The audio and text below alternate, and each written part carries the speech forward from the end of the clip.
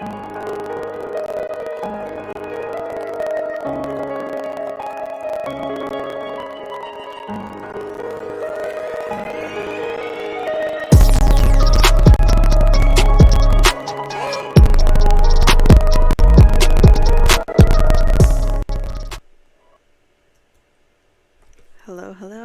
and welcome to Crime and Court. My name is Heather, and this is, I'm really excited to share this with you. This is a brand new series that I'm going to be working on, and it is called Innocence Lost, Wrongful Convicted series. I'm going to be doing a whole series of individuals who have been wrongfully convicted, wrongfully executed, wrongfully accused, anything along those lines where the justice system has failed other individuals. Because I think that when the justice system fails someone and someone who is innocent goes to prison and spends any time in prison, that when they didn't do the crime, I think that alone is an injustice. So put together a little PDF here, and this is, as you can see, we're going to talk about the Innocence Project in this particular episode, and I'm going to go over, some of the difficulties that that occur for individuals who have been wrongfully convicted, some of the difficulties that they have to overcome, why they've been, reasons particularly why they may have been convicted wrongfully. There's a lot of misunderstandings with the justice system, with the DNA, with, some of the things that just go along with the whole process. So we're going to look at all of that. We're also going to look at, and in no way, shape, or form am I pro or con the DP. We're going to be talking a little bit about the DP. That is when the state executes the prisoner. So the DP, I'm going to use it because I don't think you can say that on YouTube. We're going to talk about the impact of the DP and how that relates to the innocent people that are behind bars. And I'm not pro or con, I'm not pro or against. I'm just letting you know facts and information that are out there. You can have your own opinions on the DP. That is totally fine, but we're just going to look at some information that is out there. First off, we're going to talk, like I said, the Innocence Project is like a network of individual organizations throughout the United States. They have many locations. I know they have one in Chicago, New York, of course, all the big cities. And I'm hoping, all of the states eventually get one if they don't already have one. I'm not exactly sure on that yet. But according to the Innocence Project website, there have been 202 clients that have been exonerated by DNA. So these people have already served time, the majority of their life behind bars, and later were exonerated by DNA. There have been 249 victories to date of clients of the Innocence Project. And as of today, as I record this, March 3rd, 2024, there have been 3,874 years combined of all the individuals who have been wrongfully incarcerated. Let that sink in. That is huge. Huge. Years. Over almost 4,000 years. That we know of. There are the Innocence Project is, they can only handle so many cases per year because they take them to court, they litigate, they do all the hard work to try to appeal these cases. So they can only take on so many clients, and unfortunately there are many many people that are writing to the Innocence Project and asking for them to help, and they can't get to everybody. So that means more time for people to serve. So this is why I'm excited to bring you this is horrible statistics and awful that anyone has to go through this, but I am really excited to bring this story to you because all of these individuals are victims of the justice system. And I want to do stories. So my plan is every week I want to drop a story on a different individual. And if you or someone you know have been wrongfully accused, I would love to hear about it. Tell me your story. Write to me at crimeandcourtchannel@gmail.com. It's going to be at the end of this video in my outro, but it's also my YouTube page. It's Crime and Court, all spelled out, channel@gmail.com. So let me know if you have a true crime encounter that you'd like to share, or any kind of wrongfully convicted, wrongfully accused, wrongfully executed stories. I would love to hear those if you have been impacted by this, because all of those stories need to be told. They're victims too. And that's why I'm doing this particular series. And as I said, my goal is to drop one weekly, every Sunday, I'm hoping. All right, so with that being said, let's move on to this particular quote by William Blackstone, who was an English jurist, a justice, and a politician. This quote has been attributed to him in the 1760s. He said this: "It is better that 10 guilty persons escape than that one innocent suffer."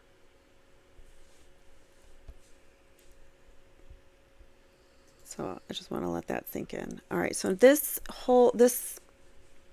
intention, this way of thinking, we'll say, is now known as the Blackstone Ratio, or Blackstone's formulation. Sorry, my mouth is dry and I can't say words even though they're right in front of my face.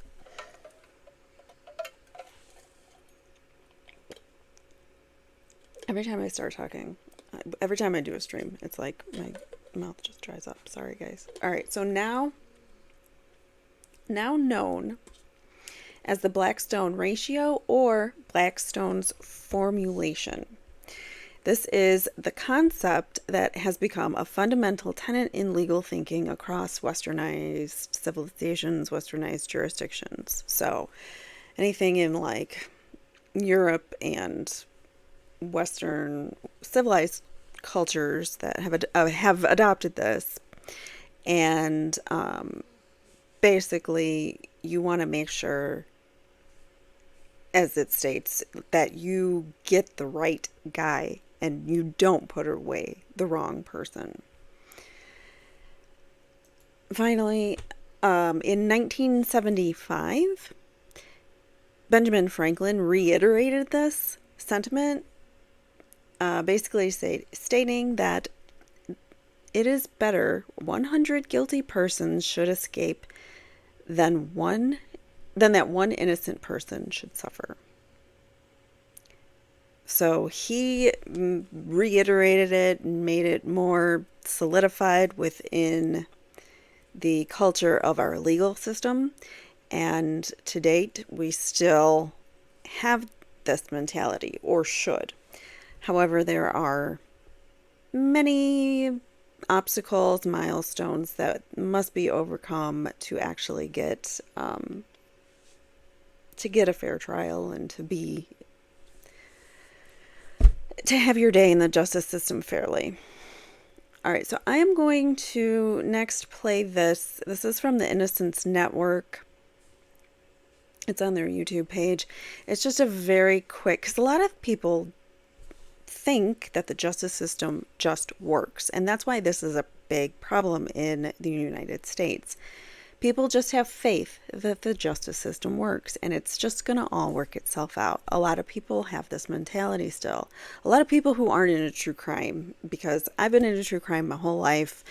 That's why, this particular topic is really near and dear to my heart, because I don't like to see people suffering for no reason, especially, when it could have been avoided. So, I mean, do the correct investigation the first time around, and then you're not going to put innocent people behind bars. And I'm not just talking like the investigators, but sometimes it's prosecution. There's a lot of DNA issues, testing issues. There's a lot of issues at play. It's not just law enforcement, but I'm just saying within the investigation itself, do all of that right the first time. But unfortunately, the system's flawed, so there are people behind bars who are wrongfully convicted. And I'm going to let the Innocence Network tell you a little bit more about that. It's a short video, so here we go. How many innocent people are in prison? It's estimated that up to 5% of the nearly 2 million people incarcerated in the U.S. are wrongfully convicted. That's as many as 100,000 innocent people behind bars, and even more family members, friends, and loved ones are affected. And we know Black people, Indigenous people, people of color, and low-income people are disproportionately impacted. Yep. Why does this happen? These injustices can be caused by police and prosecutorial misconduct, like concealing exculpatory evidence and witness tampering. This was the case in 57% of all exonerations. Wow. Or eyewitness misidentification, which has played a role in 26% of known wrongful convictions. And false or misleading forensic science, false and coerced confessions, or the testimony of unreliable jailhouse informants. Since 1989, more than 3,200 wrongfully convicted people have been exonerated in the U.S., including 190 who were sentenced to death for the crimes they did not commit. Collectively, they spent more than 27,200 years wrongfully incarcerated. Those are years they can never get back, precious moments with families and friends lost, and communities torn apart. How can we change this? The Innocence Network, a coalition of over 70 independent organizations, is working to prevent wrongful conviction and free the innocent worldwide. Together, these organizations have exonerated more than 720 people, sometimes working for decades to secure their freedom. We're committed to this fight, no matter how long it takes.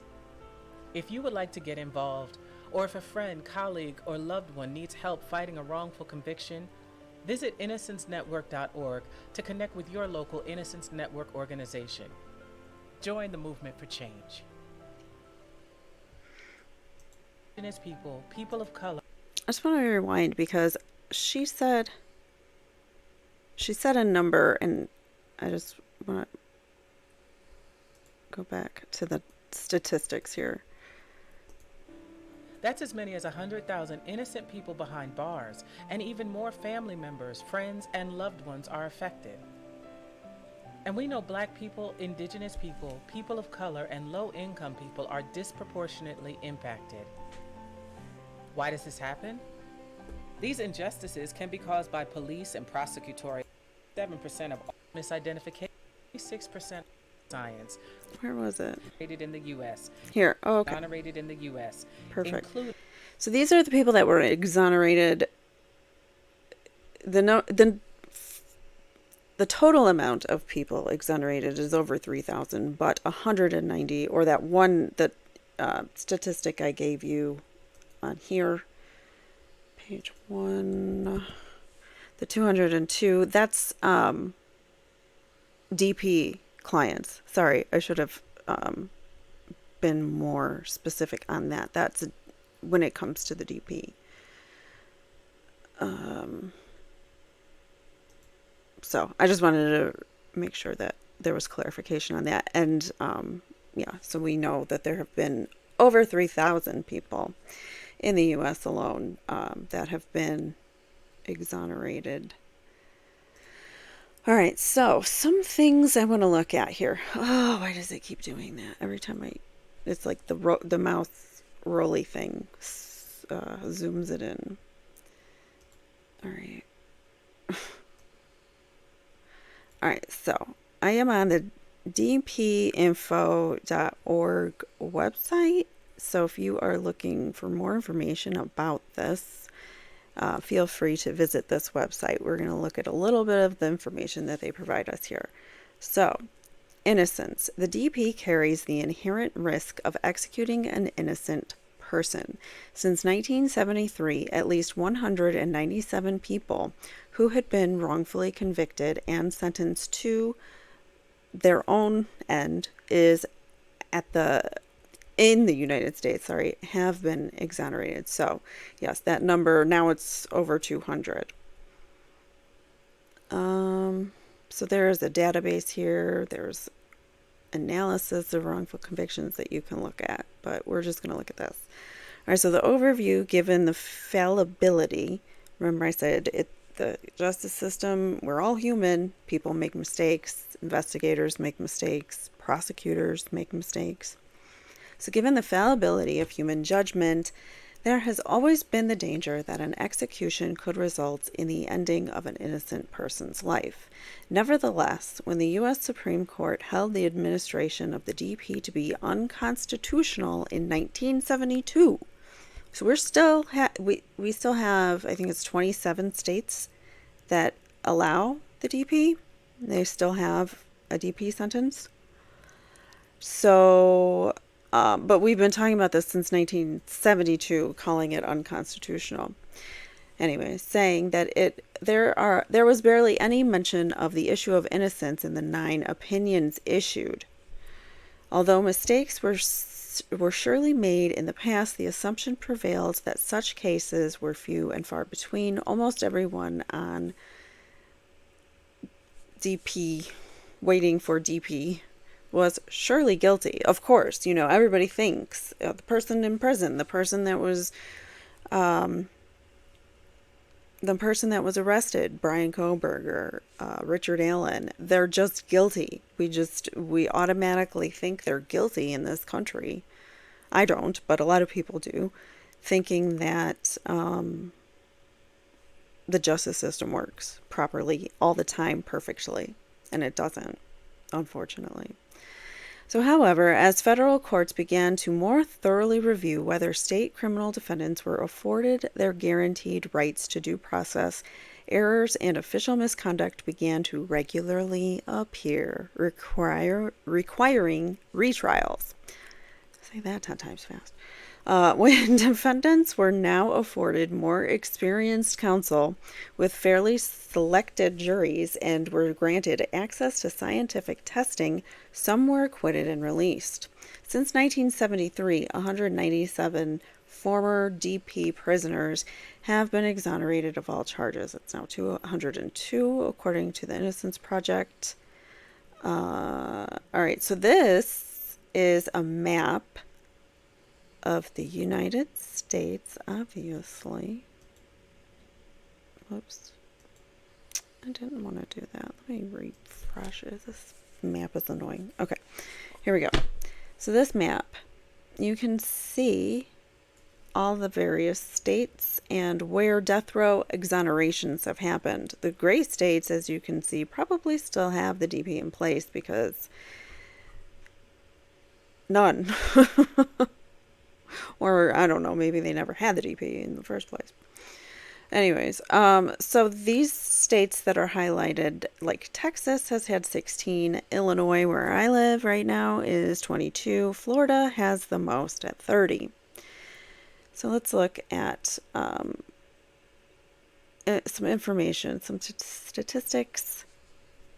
Since 1973 to date, you can see the different races, and it is the majority black and brown folks have been the subject of the most wrongful convictions, unfortunately. So I'm going to, you can play with this data. If you go to this website, you can look at different years, different races. You can look at all different things in here if you wanted to. You can also click on each state. So I'm going to click on Illinois just to see what Illinois' levels here are exonerations by race, so it's even more of it's a higher percentage, I think, here that blacks are affected by being wrongfully incarcerated. So at issue, it is now clear that innocent defendants will be convicted and sentenced to their end of their life with some regularity as long as the DP exists. It is unlikely that the appeals process, which is mainly focused on legal errors and not on factual determinations, which just blows my mind, will catch all the mistakes, because it doesn't. So basically, the only way you're going to get a new trial or get acquitted or get, get opportunities to have your case dismissed, you can only do that if the legal process, if there's errors within the legal process, if your due process rights have been violated, which a lot of times they are, but you have to prove it, and it's a lot harder to prove than it is to just, know. So anyways, yeah, so it won't catch all the mistakes. Reforms have been begrudgingly implemented, increasing both the cost and the time that the DP consumes, but have not been sufficient to overcome human error. The popularity and use of capital punishment have rapidly declined as the innocence issue has gained attention. The remaining question is how many innocent lives are worth sacrificing to preserve this punishment? That's a good question. So, I'm going to end that here for this website, or no, for this page. I had I plan to go through this document or website page. Is basically, these are all people who have been exonerated, or I'm sorry, have been executed. So they were already, the DP came and went, and they are no longer in this world. But they were most likely innocent, and we're going to read their stories. Just briefly, we're going to go through them. I hate to give them such a brief amount of time, but I do want to just emphasize the point that there have been a lot. And this is since 1973, at least. We know we're going to go back to 1983. So, Carlos de Luna, a Chicago Tribune investigation released in 2006 revealed groundbreaking evidence that Texas may have executed an innocent man in 1989. The defendant, Carlos de Luna, was executed for the fatal stabbing of Texas convenience store clerk Wanda Lopez in 1983. The evidence uncovered by reporters Maurice Posley and Steve Mills cast doubt on de Luna's guilt and points towards another man, Carlos Hernandez, who had a record of similar crimes and repeatedly confessed to doing it. A news piece aired on ABC's World News Tonight also covered the story. The new evidence casts strong doubt on de Luna's guilt. Subsequent investigation by Professor James Liebman of Columbia Law School and a team of his students in the Columbia de Luna Project unearthed powerful evidence of de Luna's innocence and described in detail serious problems in the prosecution's case against him. Their 2014 book, The Wrong Carlos, Autonomy of a Wrongful Execution, describes the faulty eyewitness testimony, the police's failure to investigate Carlos Hernandez, and the misrepresentations by the prosecution that the other Carlos de Luna claimed committing the unaliving was a phantom. While one of the prosecutors knew of Hernandez's existence and his criminal history, Hernandez and de Luna looked so similar that their own families mistook photos of the men for each other.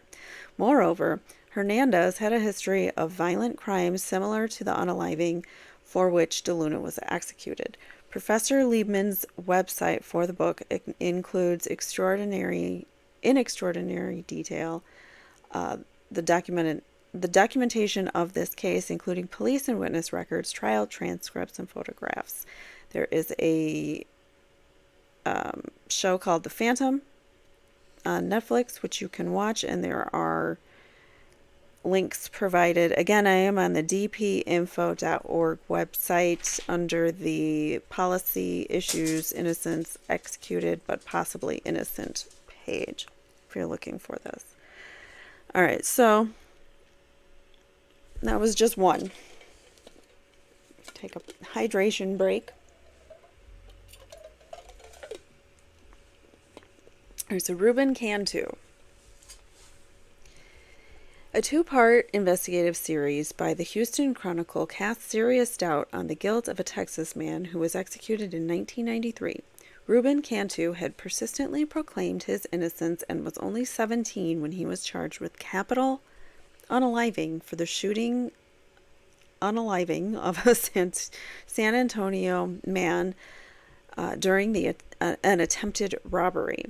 Now, the prosecution and the jury forewoman have expressed doubts about the case. Moreover, both a key eyewitness in the state's case against Cantu and Cantu's co-defendant have come forward to say that Texas executed an innocent man. So I guess did they have two people behind bars that were innocent, this co-defendant?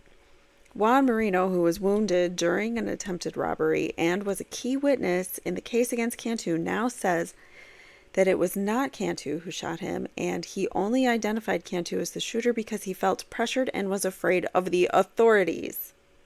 That should never happen in our system. Ever, ever, ever. Marino said that he twice told police that Cantu was not his assailant, but that the authorities continued to pressure him to identify Cantu as the shooter after Cantu was involved in an unrelated wounding of a police officer. Quote, the police were sure it was Cantu because he had hurt a police officer. They told me they were certain it was him, and that's why I testified. That was bad to blame someone else that was not there. Marino, end of quote. Marino told the Chronicle. In addition, David Garza, Cantu's co-defendant, here we go, during his 1985 trial, recently signed a sworn affidavit saying that he allowed Cantu to be accused and executed even though he wasn't with him on the night of the unaliving. Garza stated, part of me ended when he ended.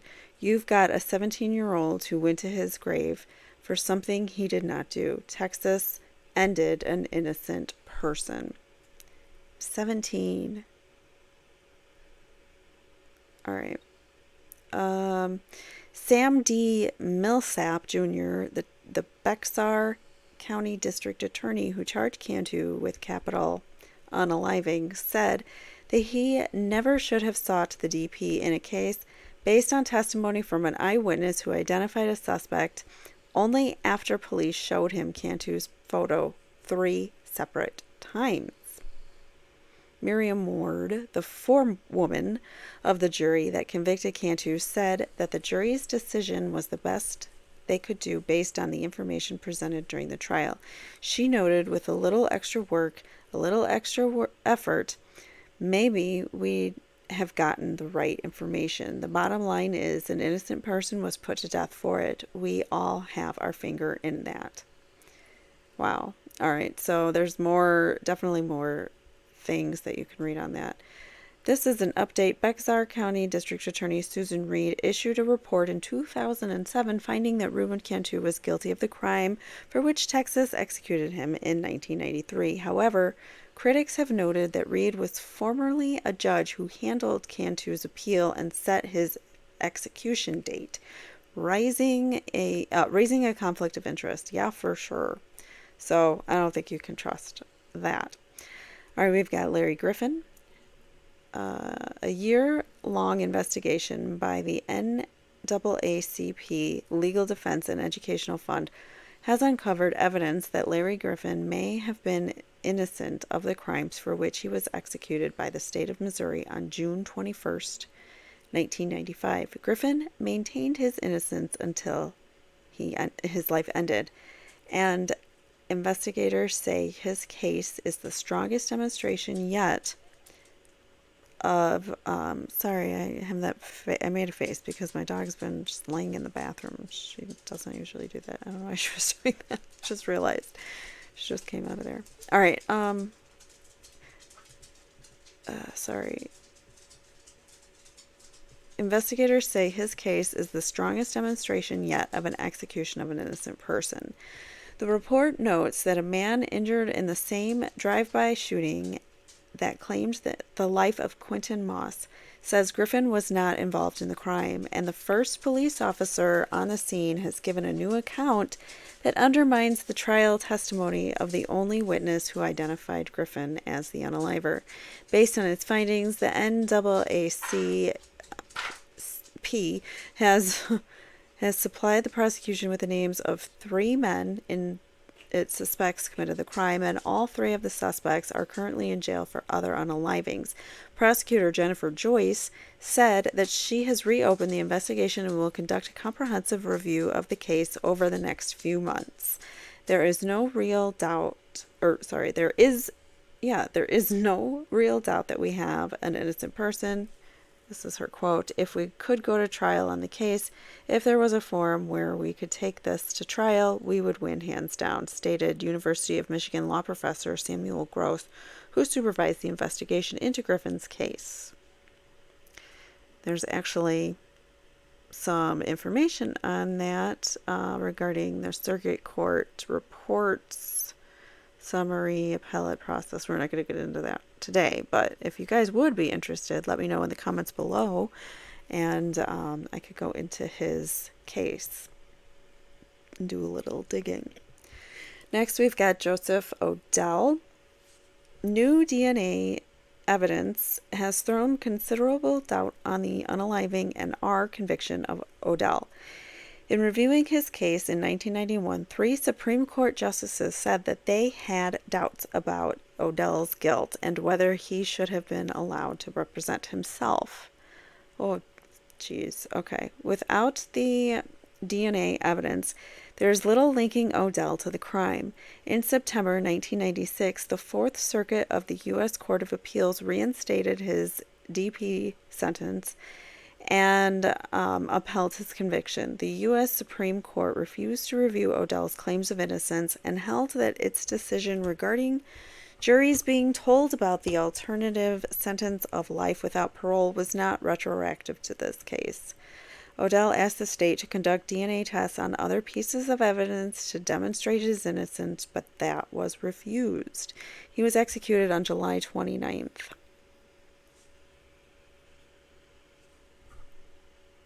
I'm sorry, July 23rd. I don't even know where he got 29th. July 23rd, 1997. David Spence, he was charged with unaliving 3 teenagers in 1982.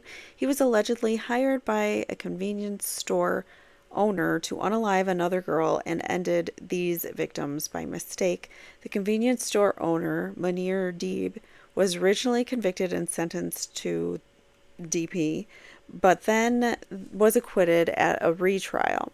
The police lieutenant who supervised the investigation of Spence, our guy here, Marvin Horton, later concluded, "I do not think David Spence committed this crime." Roman Salinas, the homicide detective who actually conducted the investigation, said, quote, "My opinion is that David Spence was innocent. Nothing from the investigation ever led us to any evidence that he was involved." End quote. So then why do you present that as someone to be charged to the prosecution? I don't know. No physical evidence connected Spence to the crime. The case against Spence was pursued by a zealous narcotics cop who relied on testimony of prison inmates who were granted favors in return for testimony. So that is, like cellmate testimony is very unreliable. You take it for what it is, especially when they are getting some kind of compensation in return, like time off of their sentence. Leo Jones. Actually, we're learning about that right now in the Wisconsin versus Zachariah case that I'm doing a deep dive on. He, I believe, is wrongfully convicted, and there was a cellmate of his who he celled with for 3 weeks, if that. He was only rooming with him for that long. Apparently he confided and confessed to doing these crimes to this particular cellmate, who later came in and testified under the impression that if he testified helping out the prosecution, he would get time off of his sentence.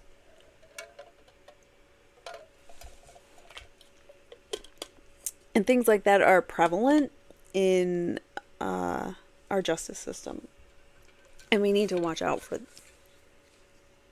instances where an inmate is giving some kind of testimony, and how much do we find it credible? That's the problem. But juries do sometimes. They hear it and you can't unhear it, even if it's a lie. So, all right, so what does he say? I don't remember where I left off. All right, so Jones signed a confession after several hours of police investigation. He was, I didn't even start him. Leo Jones, sorry. Leo Jones. Jones was convicted of unaliving a police officer in Jacksonville, Florida. He signed a confession after several hours of police interrogation, and that is a big problem too, is that they can be interrogated for hours upon hours, sometimes days, and not be fed and not, be withheld certain things like cigarettes and water and stuff so that they will confess. And if you are innocent, you're going to say that just to get what you need. If you're starving or you got to go to the bathroom or whatever, like if they're not letting you take care of your bodily needs, then you're going to say anything. And if you haven't slept in however many hours, they can convince you to say anything in those hours. And it is done. I believe in law enforcement, but there are law enforcement agents that will continue to interrogate until they get the answer that they want. Anyway, so he later claimed that his confession was coerced, which happens a lot in the mid-1980s. It happens so much more than you ever realize. In the mid-1980s, the policeman who arrested Jones and the detective who took his confession were forced out of uniform for ethical violations. The policeman was later identified by a fellow officer as an, quote, enforcer who had used torture methods. Wow. Many witnesses came forward pointing to another suspect in the case. And that is, like I said, another Chicago Tribune. A lot of these are in Chicago. Or, Illinois. What was I going to say? I don't remember.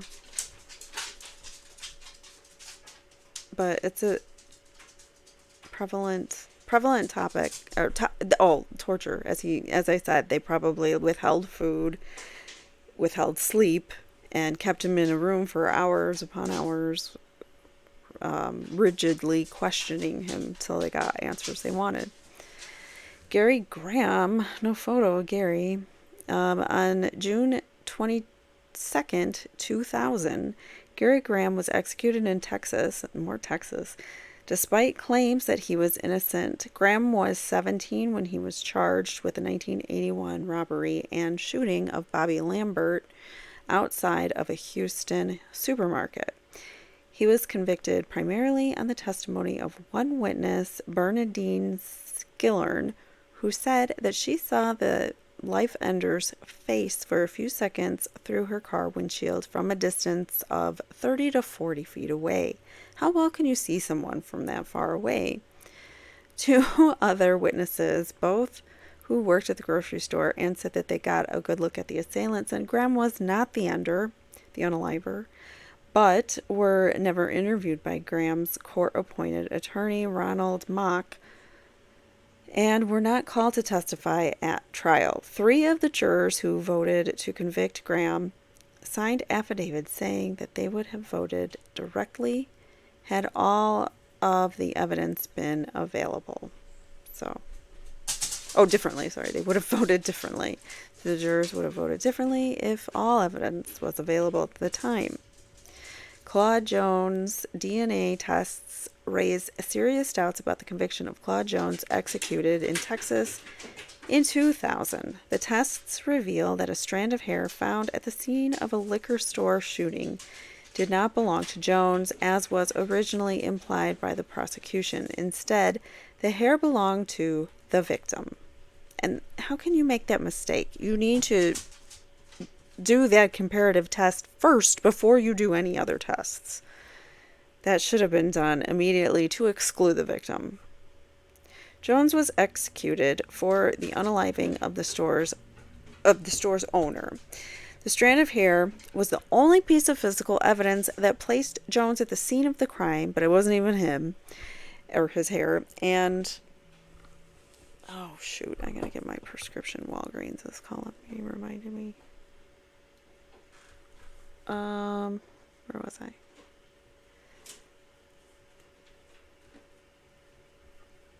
The strand of hair was the only piece of physical evidence that placed Jones at the scene. And hold on one second.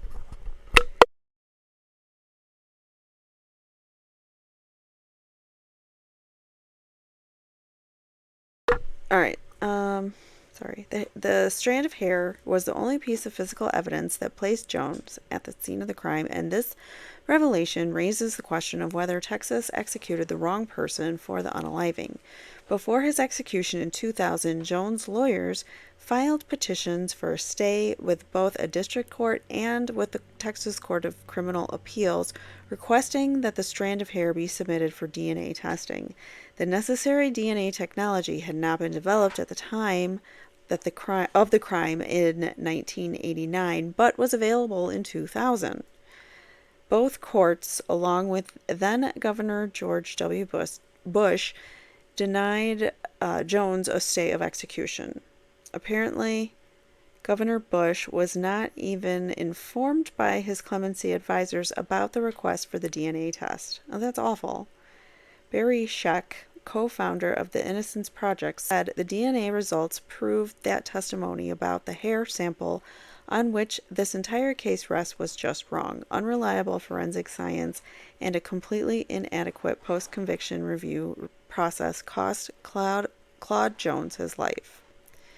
In 2007, the Innocence Project, along with the Texas Observer, the Innocence Project of Texas, and the Texas Innocence Network, filed a lawsuit to obtain the hair of DNA to obtain the hair for DNA testing. In 2010, Judge Paul Murphy ruled in favor of the Observer and the Innocence groups and ordered prosecutors to turn over the evidence for DNA testing. Dwayne Jones, Claude Jones's son, said, "Knowing that these DNA results support his innocence means so much to me, my son in the military, and the rest of my family." Look at this, like, just knowing, even though he was executed, his name is now cleared. So the Innocence Project helped make that happen. That's amazing. I hope these results will serve as a wake-up call to everyone that serious problems exist in the criminal justice system that must be fixed in our society if our society is to continue using the DP.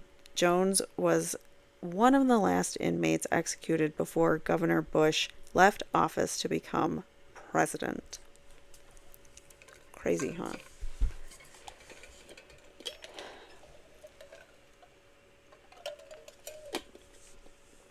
Cameron Willingham.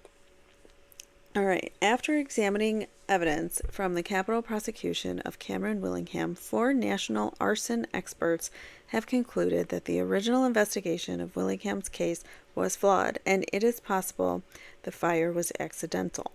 The independent investigation reported by the Chicago Tribune found that prosecutors and arson investigators used arson theories that have since been repudiated by scientific advances. So they've been debunked. They've been basically told they're not credible. So Willingham was executed in 2004 in Texas, despite his consistent claims of innocence. He was convicted of unaliving his 3 children. Oh my gosh, his 3 children in 1991 house fire. Can you believe imagine losing your 3 kids, then being charged for the crime, and then being put to death for it? That's just awful. All right. Arson expert Gerald Hurst said there's nothing to suggest to any reasonable arson investigator that this was an arson fire. It was just a fire. Former Louisiana State University fire instructor Kendall Ryland added, "It made me sick to think this guy was executed based on this investigation. They executed the guy, and they've just got no idea, at least not scientifically, if he set the fire or if the fire was not intentionally set, or was even intentionally set. We don't even know." Willingham was convicted of capital unaliving after arson investigators concluded that 20 indicators of arson led them to believe that an accelerant had been used to set 3 separate fires inside his home. Among the only other evidence presented by prosecutors during the trial was testimony from jailhouse snitch Johnny E. Webb, an addict on psychiatric medication. Okay, so how trustworthy is this guy, who claimed that Willingham had confessed to him in the county jail? Evidence discovered years after the Willingham execution showed that the prosecution had given Webb favorable treatment, then deliberately elicited perjured testimony from Webb that he had been promised and given nothing for his testimony. So he lied about what he was getting from his testimony. Some of the jurors who convicted Willingham were troubled when told of the new case review. Juror Dorinda Borofsky asked, Did anybody know about this prior to this execution? Now I will have to live with this for the rest of my life. Maybe this man is innocent. Prior to the execution, Willingham's defense attorneys presented expert testimony regarding the new arson investigation to the state's highest court, as well as to Texas Governor Rick Perry. No relief was granted, and Willingham was executed on February 17th. Coincidentally, less than a year after Willingham's execution, arson evidence presented by some of the experts, the same experts who had appealed for relief in Willingham's case, helped free Ernest Willis from Texas DP Row. The experts noted that the evidence, the experts noted that the evidence in the Willingham case was nearly incidental to the evidence used to exonerate Willis. And that's in the Chicago Tribune. You can read up more on this if you want to, using these other sources here. What I was going to say was, in the video that I played you earlier about the wrongful convictions, it said, so it's estimated to be 100,000 people wrongfully incarcerated for crimes that they did not commit. And then it's a snowball effect of all those other people, the people in their lives, the people, not just the victims' families either. If there's a victim involved, it's not just the victim and their families, but it's also the families of the people that have been wrongfully convicted, and jurors who have to live with the fact that they wrongfully convicted someone. In some cases, they sentenced them to the DP. They gave them that as their sentence. A life for a life, some people think. Some cases are so horrific that the state has no choice but to, I mean, I say has no choice. They have a choice, obviously, but their choice, or not having a choice, I mean, by, politically pressured, they have no choice than to give the DP as a sentence in some horrific cases, such as Idaho 4 or Delphi. So there's that. It's not just the families of the victims, it's the families of the people who are wrongfully incarcerated, it's families of the victims, families, people who are on the jury, people who are the investigators who made mistakes. Mistakes happen, but innocent lives could be lost with this DP that's in place in some states still. So how many more of these do we have? Got a couple more. Oh, we've got a lot more.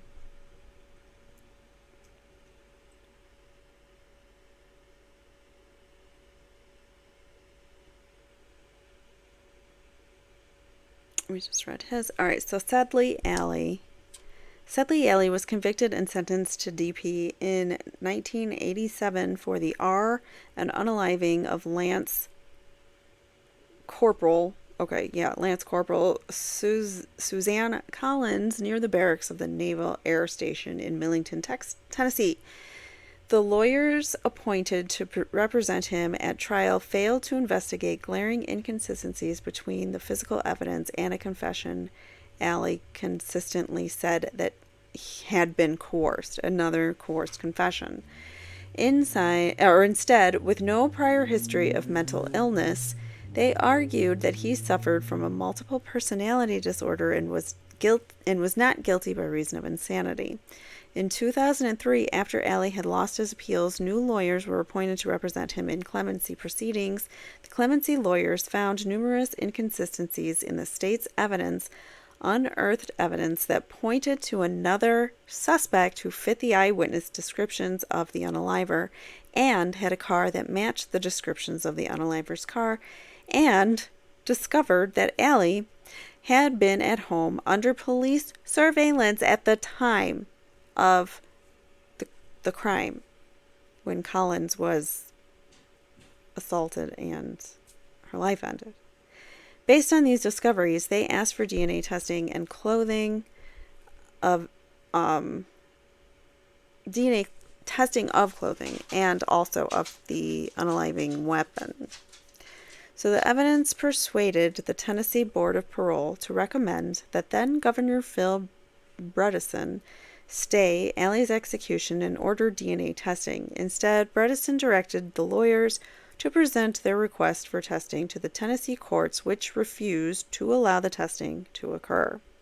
5 years later, the Tennessee Supreme Court disavowed its decision in Alley's case, saying they had misapplied Tennessee's Post-Conviction DNA Testing Act. On May 1st, 2019, after new evidence suggested another man may have committed the unaliving, the Innocence Project filed a petition in Shelby County Criminal Court on behalf of Alley's estate, renewing Alley's request for DNA testing. Quote, the courts got it wrong in 2006 when they allowed Mr. Alley to be executed before testing the DNA, end quote. Innocence Project co-founder Barry Scheck said. He continues, quote, if Mr. Alley were alive today, he would be entitled to DNA testing under the statute. We now have a chance to learn the truth in this case, end quote. The trial court denied the Alley estate's petition, and the estate was appealed. So it appears they never did get to do the testing, or still in the process.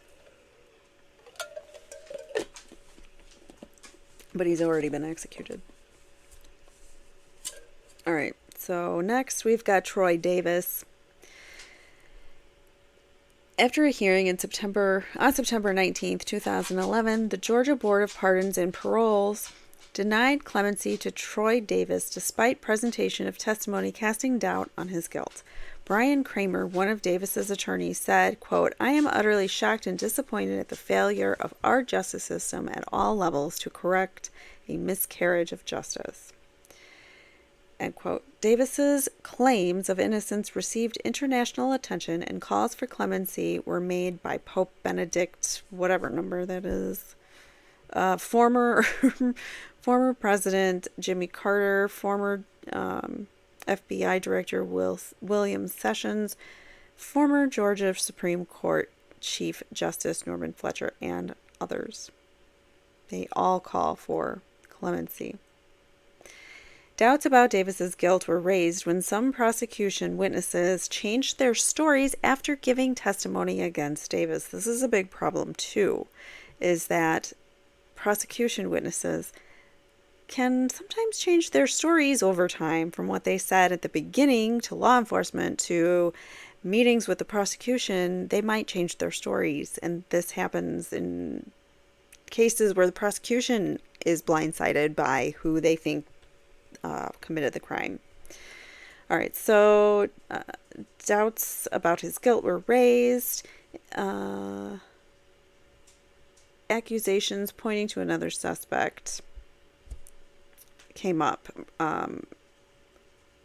as the unaliver of the police officer in Savannah.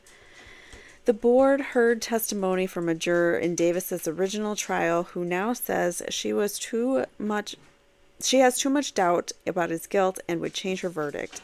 They also heard from a witness who originally testified against Davis, but has since recanted her testimony. And could she have been one of those people who changed her testimony from what she originally told investigators to later on the stand she changed it, and then now she recanted it?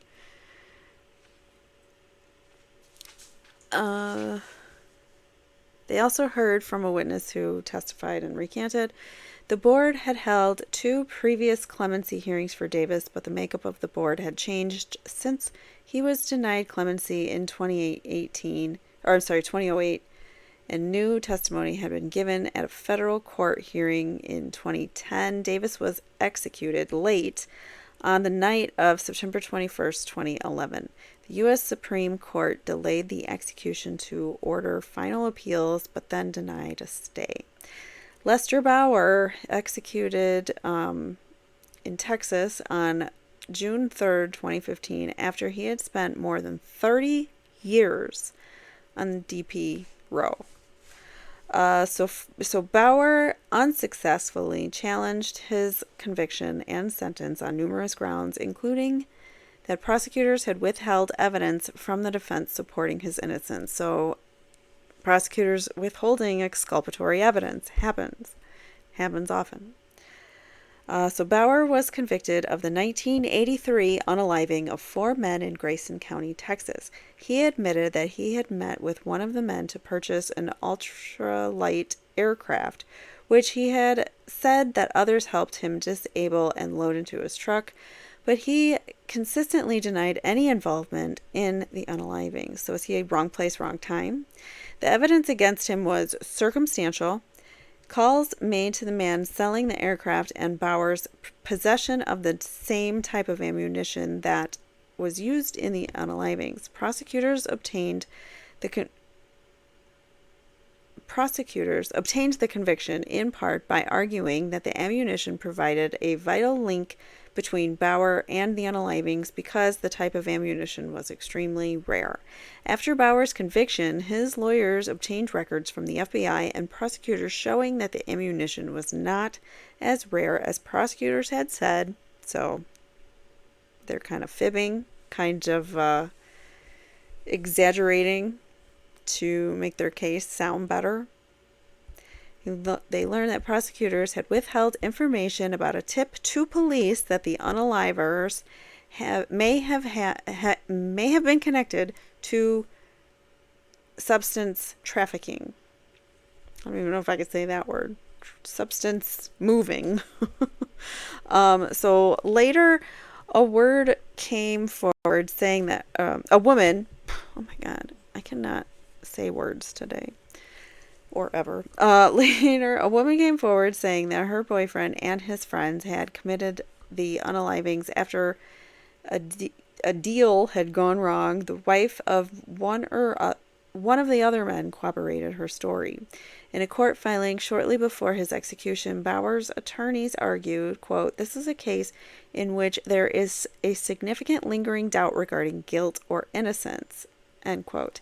In addition to issues related to his innocence, 3 Supreme Court justices said that Bauer should have been granted a new sentencing hearing as a result of what they called a glaring constitutional error that impaired the jury's consideration of mitigating evidence in this case. So, due process was run all over. Brian Terrell. Just before 1 a.m. on December 9th, 2015, Georgia executed Brian Terrell. It took a nurse nearly an hour to find a vein for the lethal injection IV, and as the execution drug was being administered, Terrell mouthed the words, "Didn't do it." His lawyers argued that no physical evidence linked Terrell to the unalivings and that his conviction and sentence were the product of prosecutorial misconduct and false and misleading testimony. Physical evidence from the crime scene leaves substantial questions as to Terrell's guilt. Footsteps found near the victim's body were smaller than Terrell's feet, and none of the 13 fingerprints found by investigators matched his fingerprints. Like, this is just baffling to me that this guy took the fall for this when there's nothing linking him. Georgia tried Terrell 3 times. The first trial ended in a mistrial when jurors could not agree on whether he was guilty. The second resulted in a conviction that was later overturned by the Georgia Supreme Court, and the third trial concluded with a conviction and a DP sentence. Yikes. I don't think you should keep retrying the same person over and over again. I don't think you should be able to, even if they're yeah, I don't know. There was no reason why, well, he hadn't been, I guess, exonerated yet, so that's why they could keep recharging him. So until you are exonerated fully for a crime, they can just keep coming after you, it seems. All right, so the first trial ended in a mistrial. I read that. All right, the third trial concluded with a conviction and DP sentence. The key testimony that against Terrell came from his own cousin, Jermaine Johnson, a witness whom defense investigators say later admitted to having lied to save himself. Johnson spent a year in jail. How could you live with yourself with that? That's got to be awful. I'm sure he feels guilt about that too. Johnson spent a year in jail facing the threat of the DP before he made a deal with prosecutors to testify against Terrell in exchange for a 5-year sentence. Johnson told defense investigators that police and prosecutors had pressured him into giving false testimony against his cousin.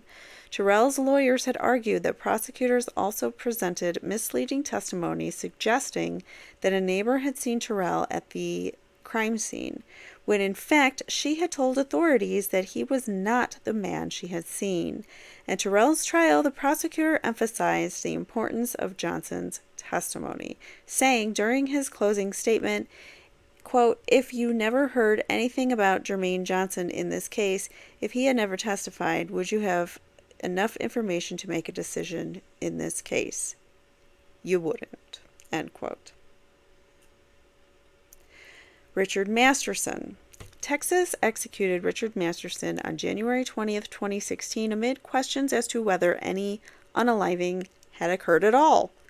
So how do you get the DP when you don't even know if there's an unaliving that took place? Masterson had sought a stay of execution based on what his lawyers alleged was evidence of state fraud, misconduct, and his actual innocence. Masterson's filings challenged the forensic testimony presented by the prosecution in the case, the accuracy of instructions given to jurors, and the constitutionality of Texas's lethal injection secrecy law. Ooh, what's a secrecy law about that? I don't know. Medical examiner Paul Schroed, after having been told that Masterson had confessed to putting a sleeper hold on the victim during an episode of erotic asphyxiation, ruled Darren Honeycutt's unaliving a homicide and testified that Honeycutt had lost his life by strangulation. Masterson's lawyers argued in court filings that prosecutors had concealed evidence that Schroed was unqualified to perform Mr. Honeycutt's autopsy and botched the autopsy, falsified his credentials, and even gave false testimony in this case and in other capital unaliving trials. Two pathologists who, this reminds me kind of the staircase, which I want to get into eventually on this case, or on this channel too. The staircase with the spatter analyst who was conducting these completely unscientific experiments, basically just to recreate the spatter from the event, from the crime in the staircase. Well, we don't know if it was a crime or an accident. That's the thing. So by doing these completely unscientific experiments just to recreate what you have, that's the wrong way of going about it. What you have to do is, and I mean, he was not using, like, he was just taking a sledgehammer and smashing things, trying to, like, get the pattern that he wanted. I can't think of his name. We'll get into it. We'll talk about him for sure. Probably do a whole episode on that guy. Anyway, so two pathologists who examined the Honeycutt. Did I skip some? Masterson's lawyers argued, botched, No, it was right. Okay, so two pathologists who examined the Honeycutt autopsy data say that Schroed was unqualified and incorrectly ruled the unaliving as a homicide when it was most likely caused by a heart attack. In 2010, Ohio Governor Ted Strickland commuted the DP sentence of Richard Nields based upon concerns about Dr. Schroed's assertion, so a different convict, a different individual, a different victim of the justice system, let's say, who had this happen to them by Dr. Schroed's medical assertions, which were falsified.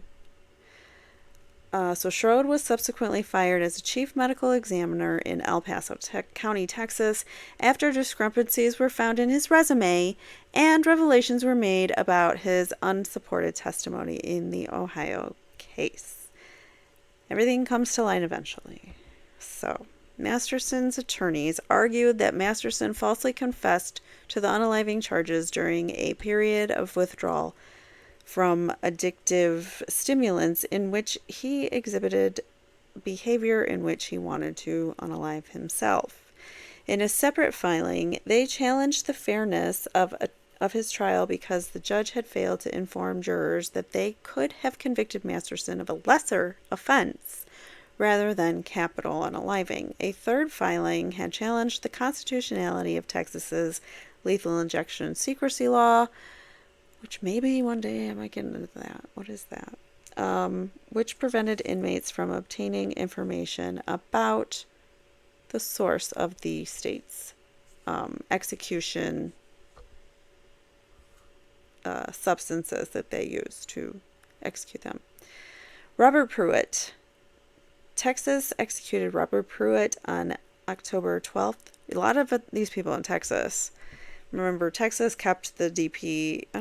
Do they still have it? I think they do. So Texas executed Robert Pruitt on October 12th, 2013, after the Texas courts deemed DNA evidence in his case inconclusive and denied him a stay of execution to further review the evidence in this case.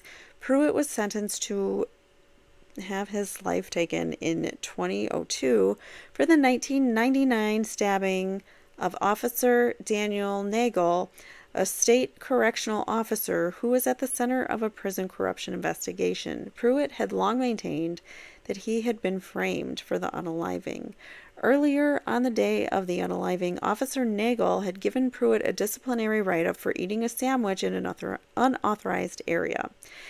A shank and a torn-up copy of the disciplinary report were found next to the police officer's body. Pruitt had no history of prison violence. The prosecution's case turned on dubious testimony from prison informants and the junk science testimony of a forensic analyst who linked the tape wrapped around the handle of the shank used to end Nagel to the prison craft shop in which Pruitt's cellmate worked. So maybe he was framed by his cellmate. A state investigator's notes that had not been disclosed to the defense revealed that a key prison witness, Harold Mitchell, had been promised a transfer to a prison close to his family's home in Virginia if he testified against Pruitt, and had been threatened with being charged with Nagel's unaliving if he did not. So, that's pretty crappy. This guy, their key witness, their prison witness, is promised to be transferred to a prison where he's close to his family or be charged with unaliving an officer. Not good. All right, so Pruitt's post-conviction lawyers later debunked the forensic methodology the state's expert had used to link the tape of the unaliving weapon to Pruitt, and results of a subsequent DNA test of the unaliving weapon found DNA that did not match either Pruitt or Nagel. According to Pruitt's clemency petition, Officer Nagel had been working to identify corrupt correctional officers who had been helping prison gangs launder money from illicit substances, and Nagel's name had been discovered on a secret note that had been passed between inmates, which said that a prison gang wanted the officer unalived. The same day Pruitt was indicted, 4 correctional officers were indicted on federal bribery charges for participating in a smuggling ring for illegal substances. I mean, these are like movie type stories, but they're real life, and it's just really scary that it could be any one of us. Any one of us could be wrongfully convicted. All right, so Georgia executed Carlton Michael Gray on March 15th, 2018, without any federal court review of substantial evidence suggesting that he did not commit the crimes for which he was committed and sentenced to unaliving. Prosecutors argued that in the late 1970s, a single serial arist and unaliver unalived 3 elderly white women and burglarized and arred a half-dozen others with a signature style that led the media to salaciously dub him the stalking strangler. But if the prosecution insisted a single person committed these unalivings, evidence that was never presented to the jury and never considered by any federal court suggests that it could not have been Carlton Michael Gary. Although Gary was charged with 3 R's in unalivings, the prosecution presented evidence of other uncharged crimes under the theory that they had all been committed by the same person. The most damning of that evidence was the eyewitness testimony of a surviving victim who dramatically identified Gary as the person who had arred her and tied a stocking around her neck. However, a police statement withheld from the defense indicated that the witness had initially told investigators that she had been asleep and her bedroom dark at the time of the assault, and she could not describe, let alone identify, her attacker. Yet suddenly in court, it's that man right there. How does that make sense? Post-conviction DNA testing of semen stains on the victim's bed clothing concluded Gary. Excluded Gary. Gary sought, so it was not him. Gary sought to test DNA evidence from other crime scenes that was in the possession in the Georgia Bureau of Investigation, but as a result of improper handling, the samples had been contaminated and were untestable, which happens a lot when police find out they made a mistake and locked up the wrong guy, where tests just go missing. During the post-conviction process, Gary learned that police had made a mold of a bite mark from one of the victims and had consulted with a leading forensic odontologist, but had never presented him as a witness. When that expert examined the mold, he concluded that the markings could not have been made by Gary. Shoe print evidence, from the scene was also withheld from Gary's defense team until 20 years after his trial. The size 10 shoe print found at the scene of the crime could not have been left by Gary, who wears a 13.5. Finally, police claimed that Gary had confessed to participating in the crimes, but not to ending or unaliving the girls.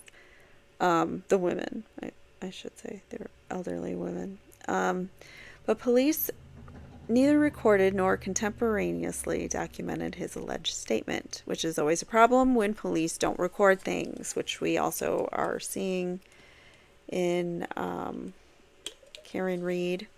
Things weren't documented on the crime scene, where obviously, some of the people who are part of that cover-up are the ones doing the investigation, so why would they take pictures?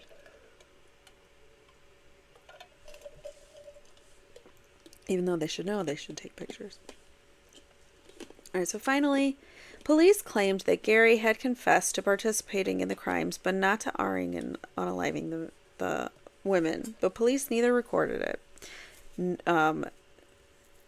nor documented his statement. So they didn't even write down his statement, which he denied making.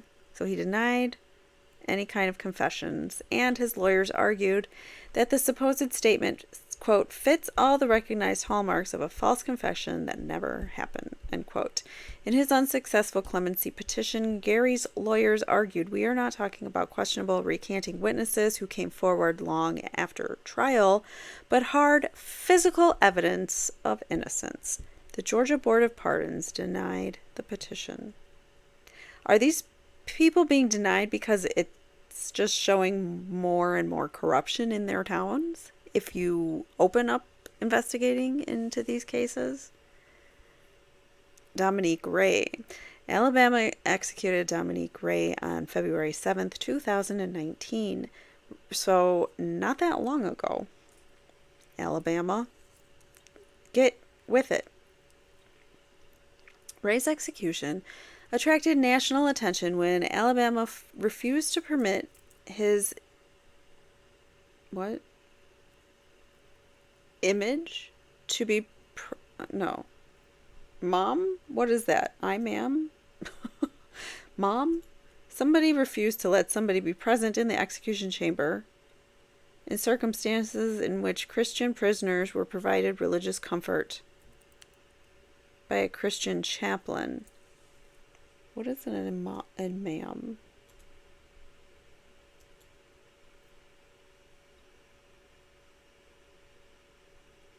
An Italian aircraft manufacturer? No.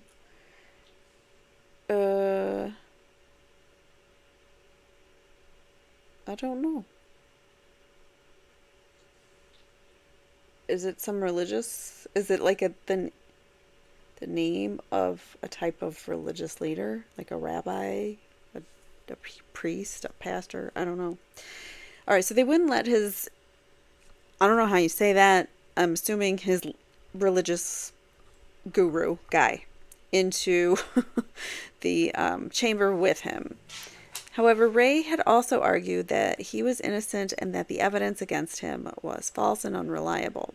Ray was convicted in July of 1999 for the alleged robbery and unaliving of 15-year-old Tiffany Harville in Selma, Alabama. No physical evidence ever linked Ray to the unaliving, and his only evidence that Harville had been and robbed came from a severely mentally ill man, Marcus Odell, who confessed to the crime and avoided the DP by implicating Ray. How does that work? No, sir, officer, it wasn't me. I know all about it, what happened, but it wasn't me, it was this other guy. So, Odell was also, even though he confessed, Odell was also the only person who placed Ray in Selma at the time of the unaliving. So he was the only person who identified him in that location. In February 1998, Odell's lawyers sought the appointment of a clinical neuropsychologist to evaluate him in preparation for potential mental health defenses to present in his own trial. The prosecution objected, claiming Odell has no mental impairment. In its opening statement at Ray's trial, the prosecution told the jury that Odell was fine and that there was no question about his mental ability. In fact, Alabama Department of Correction records that were never disclosed to Ray's lawyers showed evidence of Odell's mental illness as early as 1994. So they knew about it before. So that is a bold-faced lie coming from the prosecution. The records documented that Odell had been diagnosed with serious mental illness, psychosis, and schizophrenia, that he was suffering from hallucinations and delusions, and exhibited signs of bizarre speech and distortions of cognition, and that he had a propensity for lying. And this is your star witness against this guy who isn't linked to the crime? Ray was convicted, and after a one-day penalty phase, a non-unanimous sentencing jury recommended 11-1 that he be sentenced to the DP. In September 1999, the trial court imposed the DP. In 2017, Ray's federal habeas corpus lawyers interviewed Odell for the first time told them about his schizophrenia diagnosis and signed a release authorizing them to obtain his mental health records. The records documented prosecutors' knowledge that Odell had schizophrenia and that suffering from delusions and auditory hallucinations when he accused Ray of the and unaliving and testified against him. R's lawyers argued that the prosecution's deliberate suppression of the mental health evidence, despite being aware of Odell's mental health, violated Ray's right to due process and entitled him to a new trial. As Ray attempted to litigate that issue, Alabama prosecutors successfully petitioned the state's courts to set Ray's execution date. The Alabama state and federal courts dismissed Ray's due process claim, and on the day of his execution, the U.S. Supreme Court declined to review the merits of his prosecutorial misconduct claim. There's so many. This is just a small sampling of the many. Larry Swearinger was executed in Texas on August 21st, 2019, despite significant flaws with virtually every piece of forensic evidence in his case and strong evidence that it was physically impossible for him to have committed the crime. His conviction was grounded in what his lawyers described as false and misleading junk science testimony that were later rebutted by numerous forensic experts. That included false expert testimony linking Swearinger, I skipped a line. That include false expert testimony, including linking Swearinger to the unaliving weapon, false testimony dismissing exculpatory DNA evidence, false cell tower testimony, false testimony concerning the time of his unaliving, or the time of their unaliving, and they are going to execute someone that this is a quote, they're going to execute someone that the legitimate forensic science has proven innocent. and the execution is going through on the basis of other forensic science that is borderline quackery. In fact, it is quackery, he says. Meaning it is not, it's junk science. It should not be looked into or used as some way of putting people behind bars. Swearinger was sentenced to his unaliving in July 2000 for the unaliving of Melissa Trotter, who was strangled with a pair of pantyhose and whose body was later dumped in a state forest. A county medical examiner testified at trial that Trotter had been unalived nearly a month at the time. At the time her body was discovered, she later recanted the testimony, saying Trotter's life had ended no more than 2 weeks before.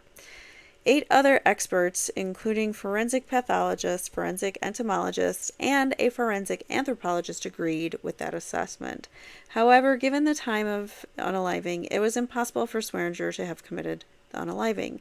Three days after Trotter's disappearance, Swearinger was arrested for outstanding traffic warrants and was still in jail 3 weeks later when Trotter's body was discovered. The evidence linking Swearinger to the unaliving was also scientifically suspect. Trotter was strangled with one leg of a pair of pantyhose. A Texas crime lab technician falsely testified that pantyhose found in Swearinger's home were a unique physical match to the ligature, to the exclusion of all other pantyhose. How can you say that? In closing argument to the jury, the prosecution called this evidence the smoking gun of Swearinger's guilt. However, the technician's notes on her initial examination of the evidence, which were withheld from the defense at trial, indicated that she initially had found, quote, no physical match between ligature and pantyhose, end quote. So how can you testify to that? The defense presented expert testimony pantyhose from a Cal Poly Pomona professor of textile science that the two hose were cut in the same basic silhouette, but they were not cut from the same piece. They were not a match, and certainly not to the exclusion of all other pantyhose. Weeks before the execution, the Texas Crime Lab director Brady W. Willis released a letter admitting that the technician's trial testimony was overstated. Overstated? It's blatantly false. So shortly before the execution, Mills also conceded that testimony by a crime lab serology expert dismissing exculpatory DNA evidence had also been inaccurate.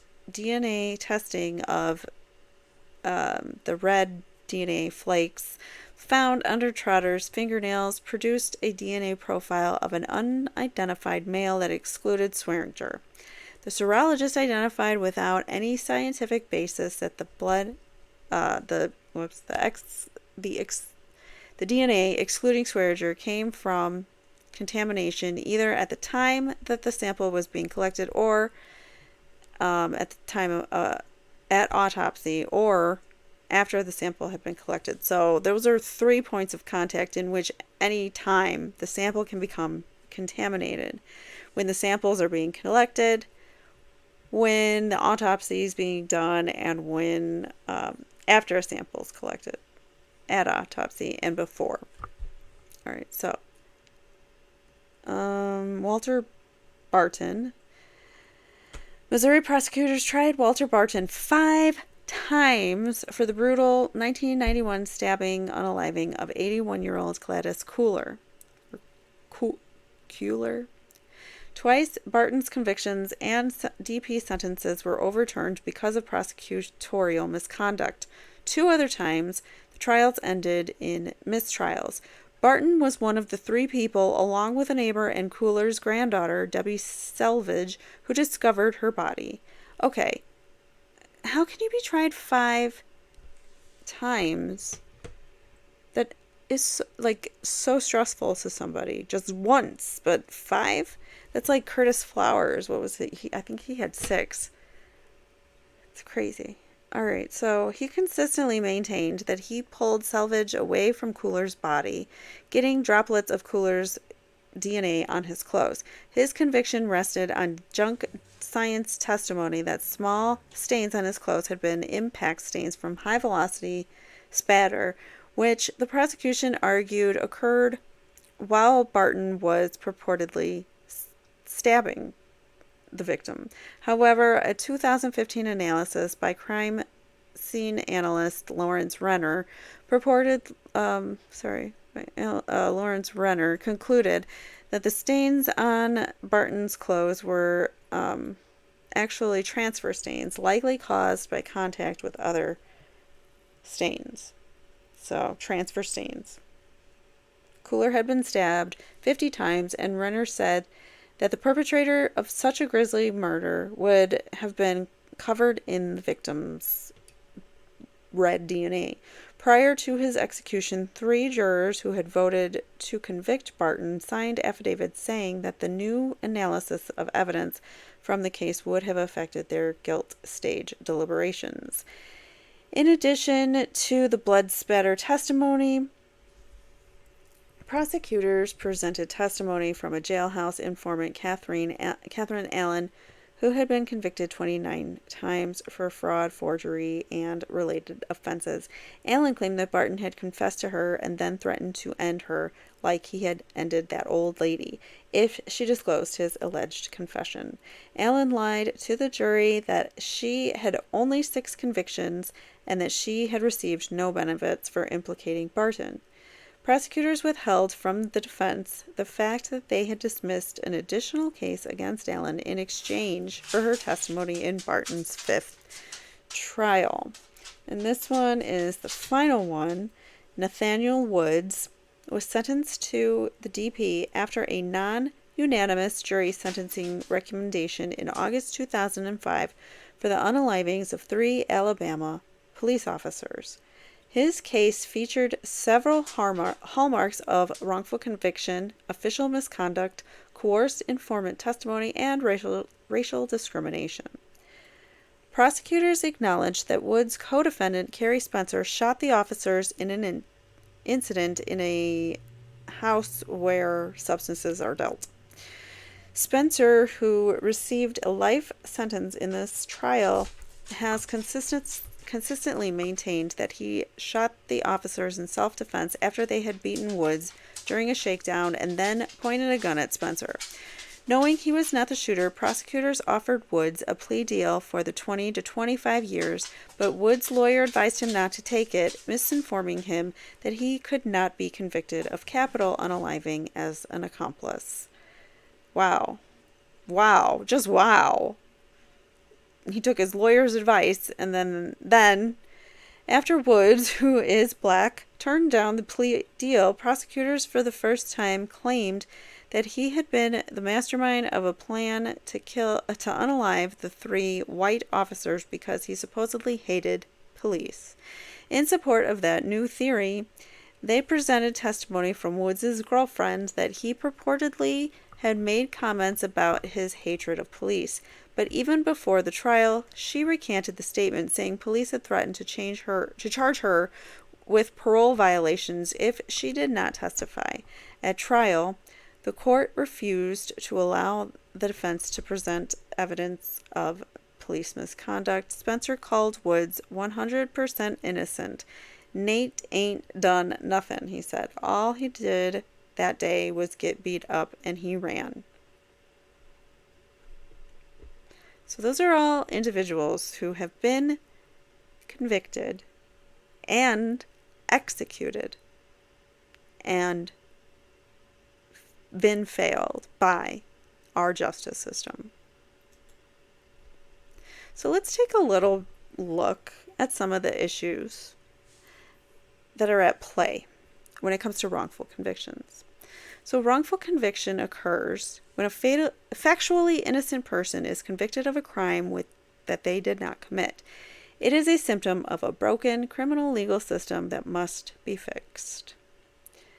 So understanding wrongful conviction, 64% of Innocence Project clients who have been freed or exonerated are Black or Latinx. Is that what you're supposed to say?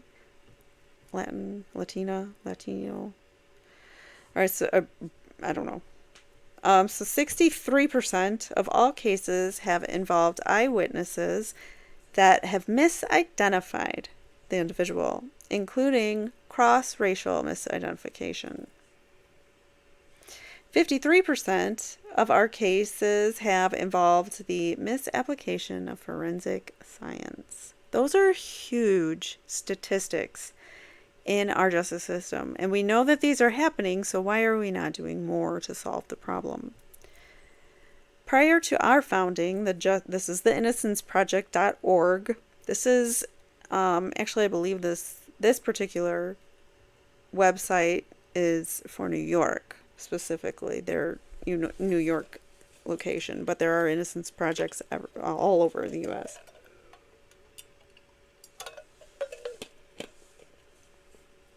For the Innocence Project that we're talking about now, prior to our founding in 1992, there was a widespread belief that the criminal legal system was infallible, and with it, a lack of understanding surrounding wrongful conviction. Through our work over the years, we identified several basic patterns and common reasons for wrongful conviction. And there is option, so just really briefly, if you go to the innocenceproject.org, they have certain articles or information, resources that you can look to if you want more information on the Innocence Project themselves. There is, you can see the team, careers, contact them.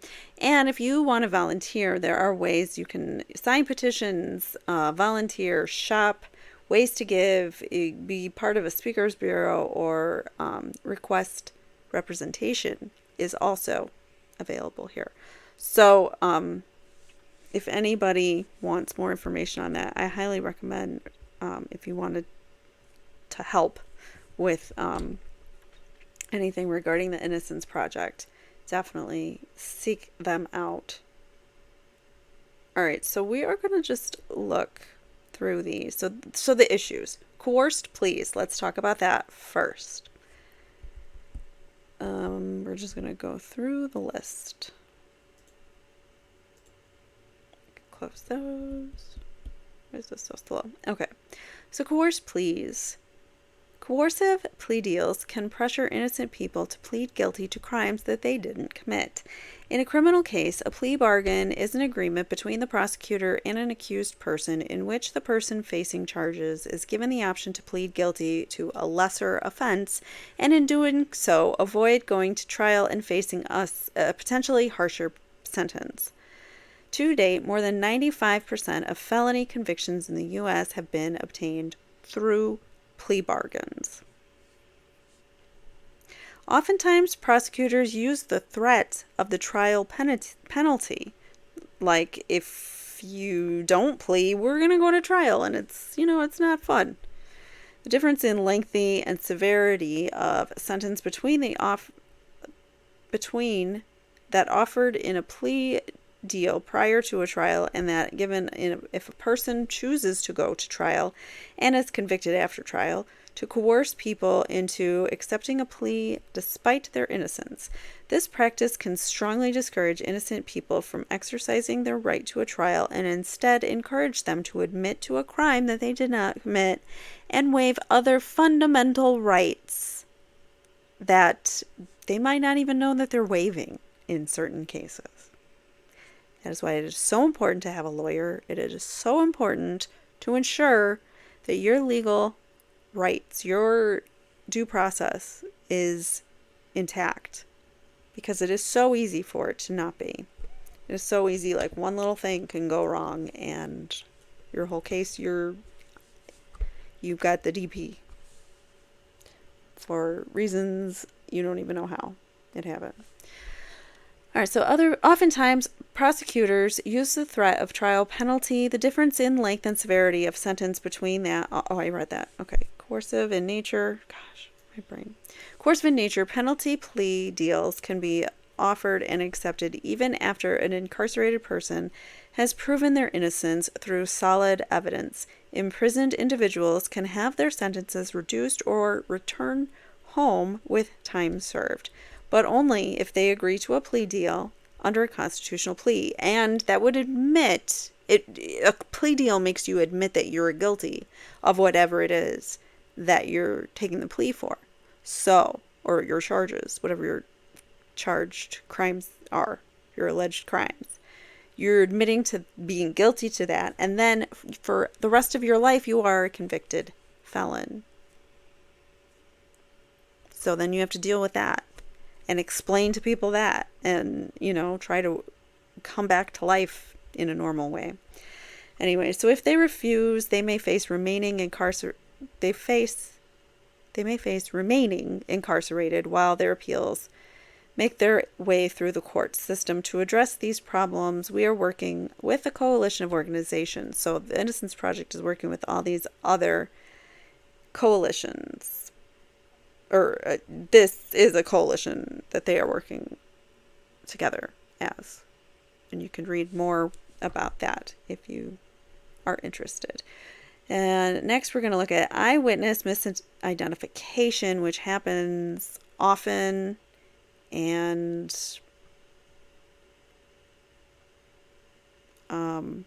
is very unreliable, as we are beginning to learn.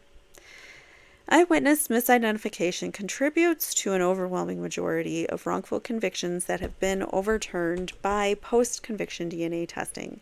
Eyewitnesses are often expected to identify perpetrators of crimes based on memory, which is incredibly malleable, meaning constantly changing and making different assumptions, different thoughts. You're constantly changing your thoughts. Your mind today is not your mind in 5 minutes. You've absorbed more things about your environment, your nature, you're learning more, and it's going to be changing your perspective and your way to analyze. It just is. So under intense pressure, through suggestive police practices or over time, an eyewitness is more likely to find it difficult to correctly recall details about what they saw. The contributing factors to eyewitness misidentification can be grouped into two broad categories: estimator variables and system variables. Estimator variables are those outside the control of the criminal legal system. They include gaps in an eyewitness memory, how far away the eyewitness was from the crime scene, the level of stress of trauma the eyewitness experienced while observing the crime, visibility, conditions, the challenges associated with criminal rational identification. System variables are those that are controlled by the criminal legal system, such as law enforcement procedures related to recording an eyewitness memory, the administration of lineups and photo arrays, and more. System variables have impacted a large number of our misidentification cases to date. So there you have it. A lot of times it can be, lineups, photos, which, by the way, are coming from the police who want these, who already have a certain perpetrator in mind that they want you to pick out. Sometimes they show you a picture multiple times and then they ask you to identify later from a group who did it. You're not going to remember because you've seen his face already. You're going to be like, oh, he looks familiar. I don't know. It's just ridiculous. All right, so to improve the reliability of eyewitness identification, we are pushing forward reforms in state legislatures and through the courts that would control system variables and address estimator variables. Okay, I'm not going to read through all of that, but they are working towards having more light shine on this particular issue about how easy it is to misidentify a person in who possibly perpetrated a crime or not. You don't know. Your memory can be very fuzzy. Every memory that you have is a memory of the last time you had it. So it can change. Your brain can alter it. Like I said, your brain's constantly evolving and learning. All right, so false confessions. False confessions occur more than most people think and result from a variety of factors, thinking that the use of coercive and deceptive tactics during, including, what did I say? Thinking? God, my brain, shut up. Stop doing, like, stupid mistakes. I hate this. My autoimmune disease, no bueno. I read the words that aren't even on the page. I say numbers that aren't there. Like, yeah, it's just, I'm probably dyslexic now when I never have been my entire life. I was always a very good reader, I could, yeah, I don't know. Now, my brain jumbles it all up thanks to ankylosing spondylitis, which is an autoimmune disease, which causes, this is just a little medical lesson for you that you didn't ask for. So ankylosing spondylitis affects your back, your hips, especially your low back and hips. And I have extreme pain constantly every day in my hips, especially the one that I had surgery on to try to take away some of that pain. Now I have it all the time. I've had surgery twice on the hip and I'm still recovering now from this last one. But anyways, so that's one of the things I have. I also have fibromyalgia. I have, I'm anemic. There's migraines. I'm dizzy, low blood pressure. I get lightheaded and dizzy and feel like passing out constantly all the time. Even just sometimes talking is hard. Like even sometimes doing this, I feel like I'm going to pass out because I'm not getting enough air when I'm talking. So it's just it's a struggle medically to deal with this stuff. So, and on top of all the physical things that I'm dealing with, it's like cognitive stuff too. I can't think straight. I can't see words and numbers, and it takes me forever to get things done. Sometimes it's like if I want to write an email to someone, it could take me like 2 hours to just get out the words that I want. My brain doesn't function. Sorry. All right, that was just a little medical lesson for anybody that cares. Sorry for those who didn't. So false confessions occur more than most people think and result from a variety of factors, including the use of coercive and deceptive tactics during an investigation. That time I got it. It's hard to imagine why an innocent person would ever confess to a crime that they didn't commit, but research shows that false confessions can take place due to law enforcement's use of intimidation, force, coercive tactics, isolation during interrogations, deceptive methods that include lying about evidence, and much, much more. They use tactics to intimidate you, to scare you, to coerce confessions out of you. That's just how they do it. They're taught to do it that way. Nothing necessarily, against them, but it's not necessarily the right way to go about things. Obviously, criminals lie, but some people tell the truth. And how are you going to determine whether it's a criminal lying to you or a person telling you the truth? Doing these tactics, in my opinion, doesn't necessarily get you there for having someone being honest with their confession. So an innocent person may also falsely confess because the increased stress, mental exhaustion, promises of lenient sentences, or challenges with understanding their constitutional rights. Children, people with intellectual abilities and people with language barriers are left particularly vulnerable due to this lack of comprehension.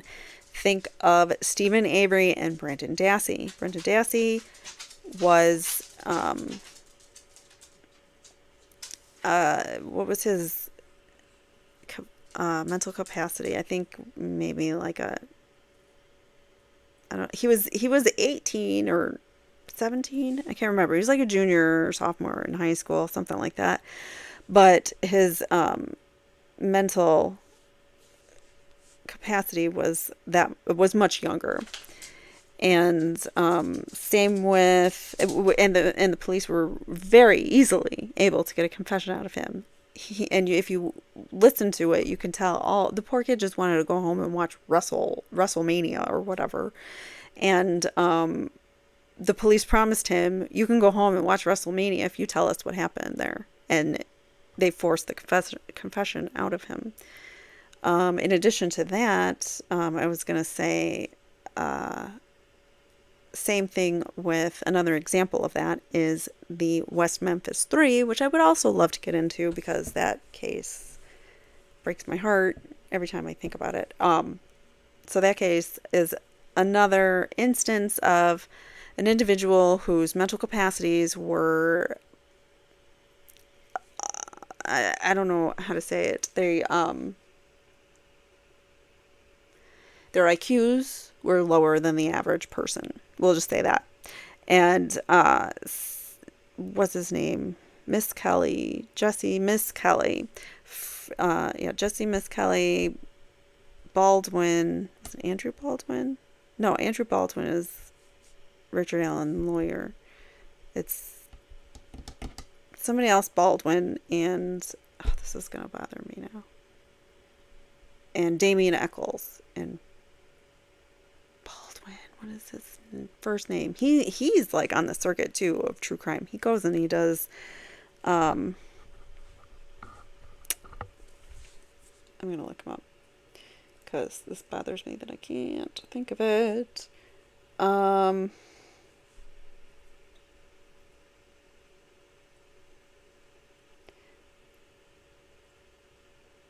Jesse Miss Kelly and Baldwin. What's the other guy's name?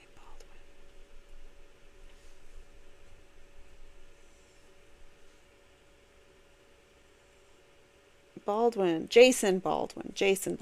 Okay, I wanted to be sure that I got his name right. So it's Jason Baldwin. Jesse Miss Kelly was, of course, the three boys in the West Memphis 3. If you don't know anything about it, there were 3 young boys that were brutally attacked and ended. They were young ages, like around 9, 10 years old, something like that. And the boys that the town, West Memphis, found to be the suspects were just 3 teenage boys that liked rock and roll music. And Damien Eccles, the ringleader, supposedly was into Satanism or satanic worship or whatever, but he wasn't. He just liked to learn about different things, and he actually, I think, is Wiccan, which is totally, completely different.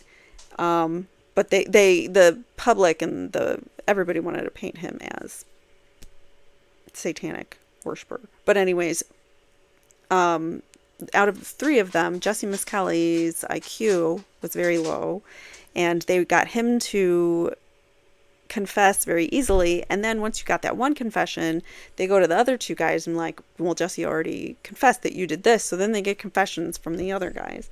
And it's just crazy that that could happen that easily when none of them had anything to do with a crime, and they were all interviewed without any adults representing them on their behalf to intervene. Anyways, so on average, people who falsely confessed were did I finish my thought? Oh, yes. Okay. So on average, people who falsely confessed were interrogated up to 16 hours before admitting to a crime that they did not commit. Research shows that the reliability of confessions is greatly reduced after a prolonged interrogation. In some cases, they were convicted despite the fact that DNA evidence clearly contradicted their supposed involvement. In these instances, prosecutors conjured theories persuasive enough to conjure juries to vote guilty, even though DNA evidence strongly supported innocence. And this is still happening today in cases now. It happens a lot in small towns, it appears. In small towns, people seem to get railroaded by the police. All right, so to prevent false confessions from leading to wrongful conviction, the Innocence Project is actively advocating for the right to counsel during interrogations and a mandatory recording of all custodial interrogations. How can you not? How is this not mandatory already?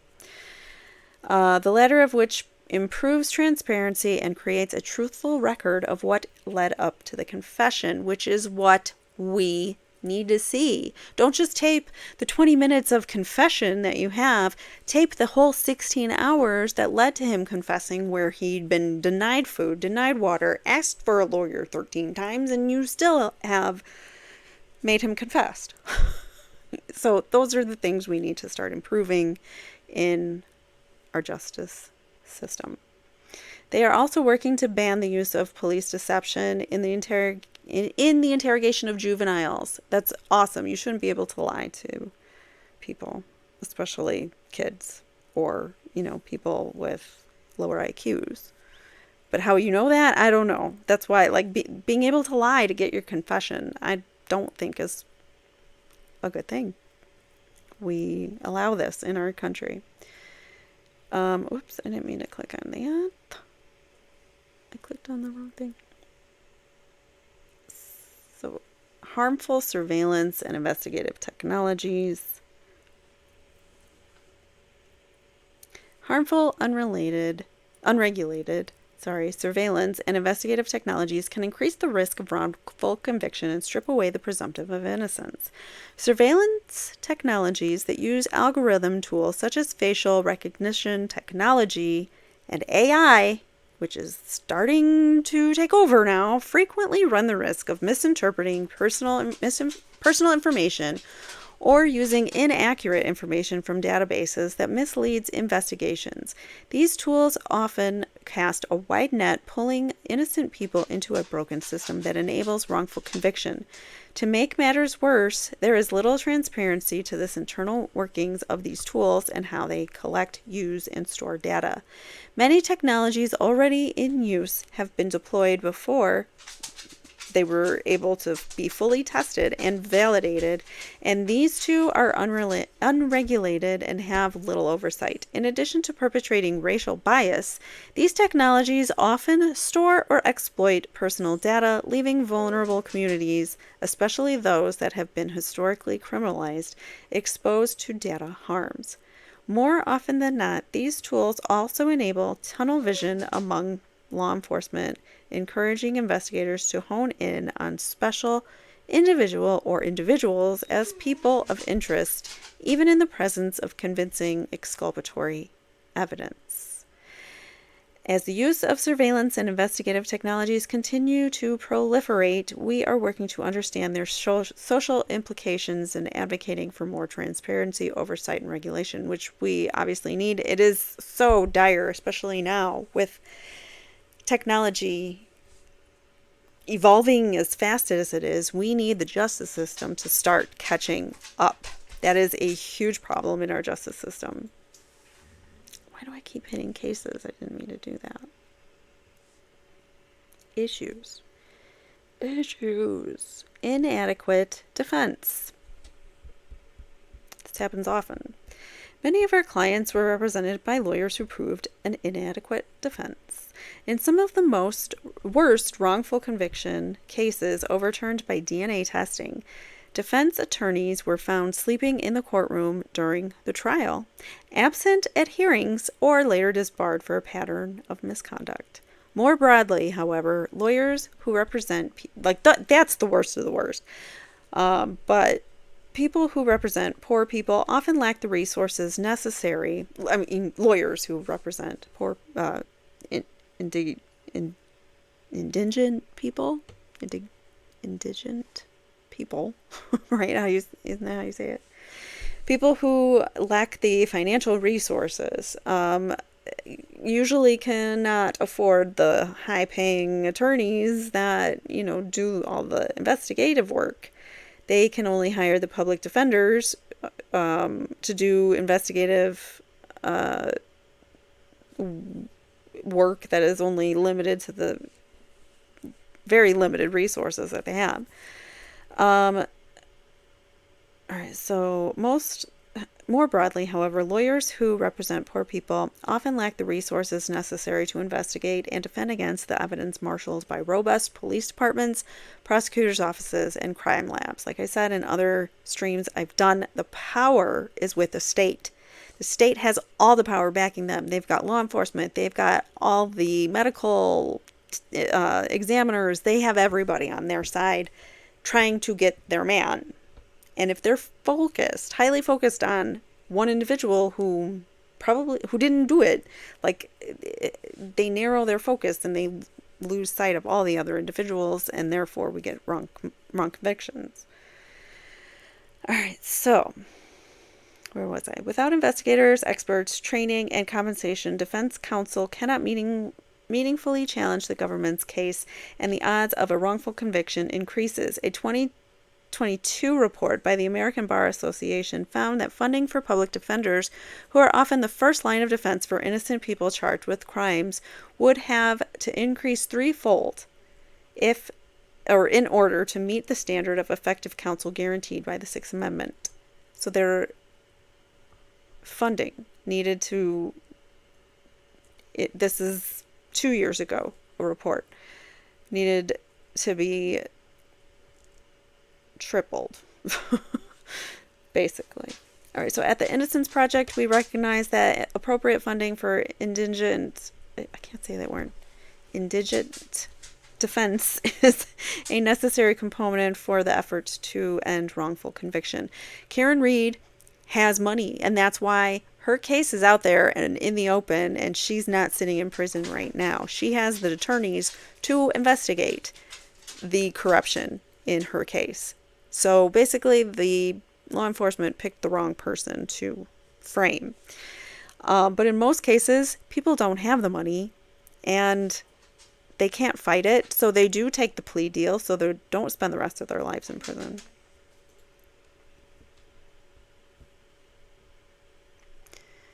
All right, so the DP. In the last 30 years, exoneration cases have exposed the very real shortcomings of the American legal system. The Innocence Project has represented innocent people who were wrongly convicted of unaliving and condemned to their own unaliving in cases that were compromised by police and prosecutorial misconduct, ineffective assistance of counsel, eyewitness misidentification, unreliable forensic evidence, racial bias, and more. In some instances, our clients have come within days of execution.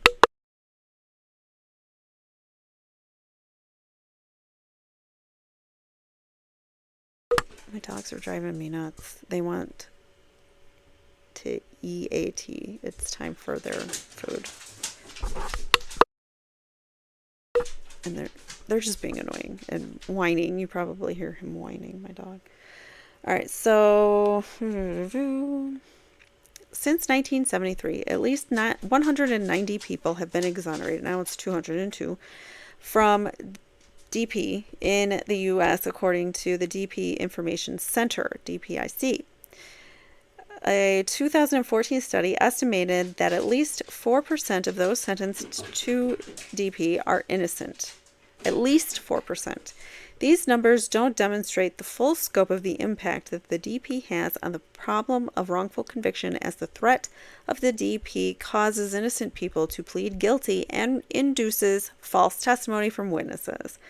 So it's not just the people who get DP wrongfully convicted, but it's also the individuals who took the plea deal and said, okay, I'll do 20 to life instead because I don't want the DP.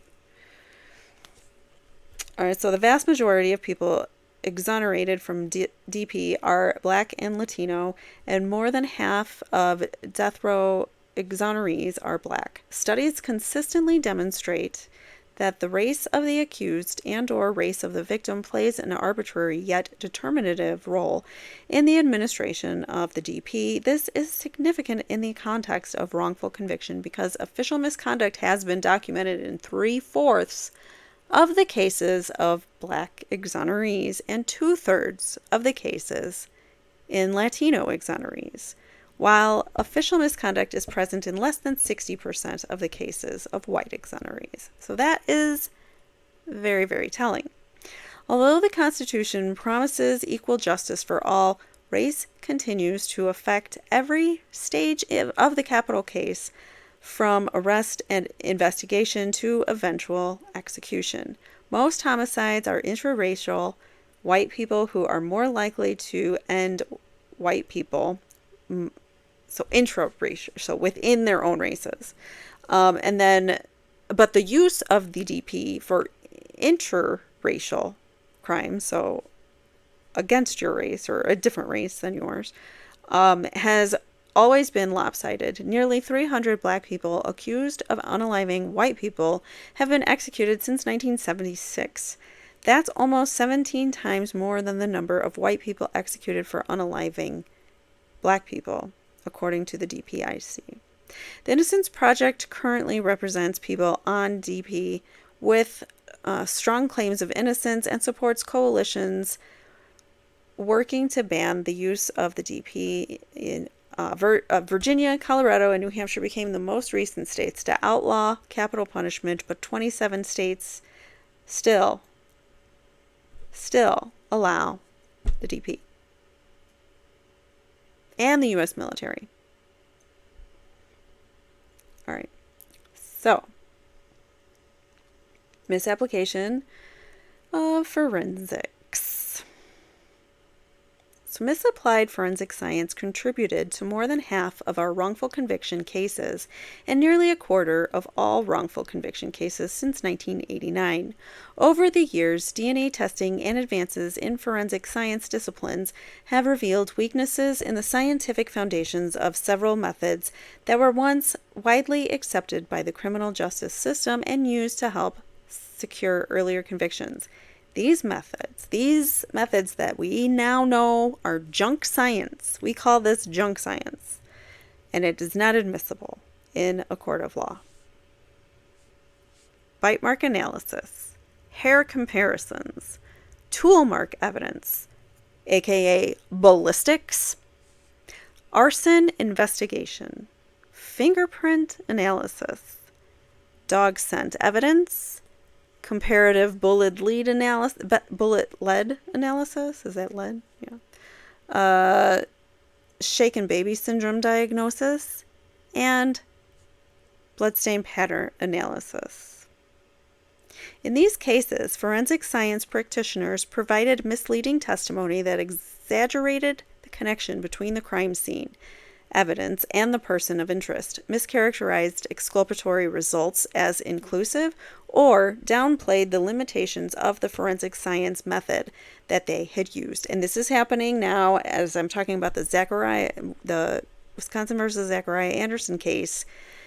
Misinterpreted forensic science with the pinhead little dot of something that lit up to the luminol in the back of Zach's truck, that one of the individuals out of the two forensic analysts said that it was DNA from the victim, rather than, looking at the fact that it is a very tiny sample. How can you even compare it? How did you even get that sample from that tiny little bit? So, what were the number of cells and all that? We need to analyze that a little bit better. But also, there was evidence that there was some other person's DNA alleles that were on the victim's cell phone and didn't match the victim or the suspect. So, and he's sitting in prison for a crime he didn't commit.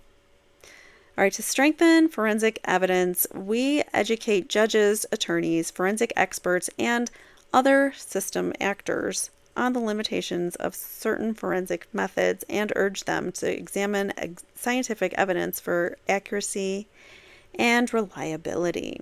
But you can only do so much. People need to be educated about this. And if they're not getting it in school, then where are they getting it? They need to get it somewhere. All right, so official misconduct. Police and prosecutorial misconduct is a leading contributing factor in a significant number of recorded exoneration cases. Since 1989, police misconduct has disproportionately contributed to the wrongful conviction of people of color, many of whom live in communities that are more heavily policed. In many cases, police officers have abused their authority and violated people's constitutional rights by using coercive interrogation techniques, lying on the stand, failing to turn over exculpatory evidence, working with unreliable informants, displaying outright prejudice, and much, much more. Due to the lack of transparency and accountability mechanisms, these types of misconduct often go unchecked. Currently, the majority states keep police disciplinary records confidential, making it difficult for the public to even know when officers are repeatedly engaging in misconduct, and if they are being held accountable for their actions, more importantly. Prosecutorial misconduct occurs when a prosecutor seriously violates the law or a code of ethics while prosecuting a case. In a majority of cases where wrongfully convicted people have experienced this kind of misconduct, prosecutors have been accused of making improper arguments at trial, purposely withholding evidence of innocence or other favorable evidence in what is known as a Brady violation, and more. Because these prosecutors often control access to evidence needed to investigate such claims of misconduct, it is difficult to measure the full scope of prosecutorial misconduct that has taken place in the U.S. Furthermore, the disciplinary systems in place that would hold these prosecutors accountable are gravely insufficient. Where are the disciplinary systems for them? We don't have much to do. Okay, so working with Innocence Network organizations and other key partners, the Innocence Project is leading efforts to not only prevent official misconduct, but also hold law enforcement and prosecutors accountable. Amazing. We need that. We need transparency. That is big. This is why I'm doing what I'm doing, because we need to be talking about these things. Can't just put it in the shadows anymore. All right, so race and wrongful conviction. Nearly 60% of the people that the Innocence Project has helped to free or exonerate since 1992 are Black. This demographic rate is consistent with research by the National Registry of Exonerations, showing that more than half of the 3,300 people who were exonerated between 1989 and 2022 are Black. Despite the fact that Black people account for just 13.6% of the U.S. population. Indeed, a 2022 report from the registry found that innocent Black people were 7 times more likely to be wrongfully convicted of unaliving than an innocent white person. The racial disproportionality in wrongful conviction cases reflects persistent biases in the criminal legal system. Police investigatory practices such as deception in interrogations, threats to witnesses and the accused, and tainted witness identification are drivers of racial disparities in wrongful convictions. The cases of Black people exonerated from murder, unaliving convictions are 50% more likely to involve police misconduct than those of white people exonerated from unaliving convictions. Intentionally suggestive witness identifications occur twice as frequently in the cases of Black and Latino exonerees as they do in the cases of white exonerees. Even without intentional misconduct tainting an identification, a cross-racial eyewitness misidentification is particularly unreliable. People are more likely to misidentify a person of a different race, and white people are particularly bad at recognizing people who are not white. Okay, I believe that. Mistaken cross-racial identifications play a large role in SA cases where Black men convicted of R-ing white women are 6 times more likely to be innocent than white men convicted of R-ing white women. But white men do it too. Pre-trial decisions by court and prosecutors also greatly impact the likelihood of wrongful convictions for Black and brown people. Black and Latino people accused of crimes are more likely to be detained pre-trial, putting their jobs, housing, and families at risk because they don't have the bail money and the opportunity to go out and hire, fancy lawyers that can get them out on bail. They're sitting in prison and losing their home, their jobs, their everything, their spouses, their children. When prosecutors offer a plea bargain that would allow a person immediate release from pretrial detention, there is a strong incentive for an innocent person to plead to guilt and accept responsibility for a crime they didn't commit. Nearly 25% of those exonerated since 1989 pled guilty, and nearly 75% of this number are Black and brown people. As a case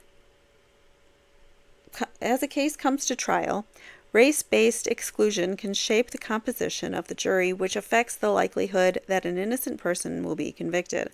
All white or nearly all white juries are common in criminal cases around the country. The lack of jury diversity results from courts using unrepresentative lists to summon potential jurors, barriers to jurors service that fall disproportionately on people of color, legal standards that allow for the exclusion of jurors based on viewpoints correlated to race, and prosecutors intentionally striking people of color from juries. All white or nearly all white juries make wrongful convictions more likely because, compared to diverse juries, they spend less time deliberating, are less skilled at accurately assessing the reliability of evidence, and are more likely to apply racial stereotypes in decision making.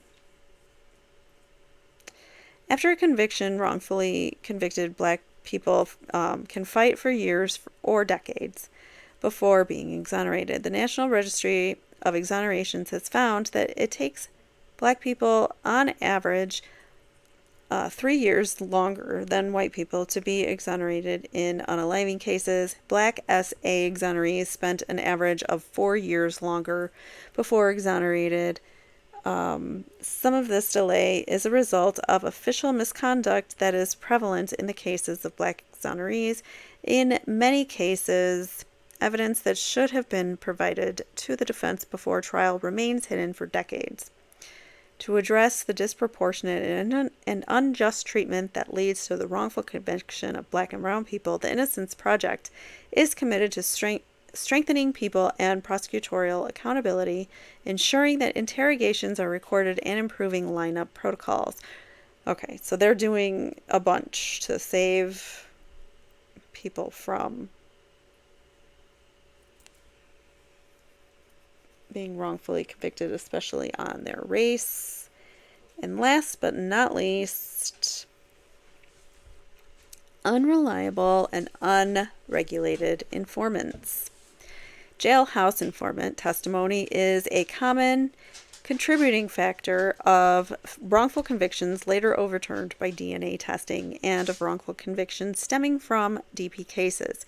Jailhouse informants provide information to law enforcement and prosecutors and are explicitly or implicitly incentivized to do so in exchange for some type of benefit. This can include a reduced charge or sentence, financial or other compensation, special privileges while incarcerated, or more. Or you could even be threatened with more time if you don't testify against someone. So to bolster their cases, especially if it's the same prosecutor, if it's the same prosecutor's office, they can do whatever to the informants that they have, if they are using them to bolster their testimony. To bolster their cases against an accused person, prosecutors often promise these benefits to informants behind closed doors. These incentives are often not disclosed or tracked. And I believe that is completely unethical to be doing stuff like that. Jailhouse informants are sometimes fed crime details before or during their initial statements to police to give the impression of credibility in court. While on the stand, they may fabricate interactions with an accused person, claiming that the latter allegedly confessed to the crime in question. Prosecutors may also encourage these same informants to testify in multiple unrelated cases without disclosing any information about the benefits offered. To protect innocent people against unreliable informant testimony, it is critically important that all jurisdictions track information about the informant in question so that the prosecutor can consider whether to move forward. There needs to be, just as with confessions, we need to have these kinds of things recorded. If you're having a conversation with an informant, you should have your body cam on or recording in the room on so that we know that this person wasn't coerced into saying what you're telling me they said.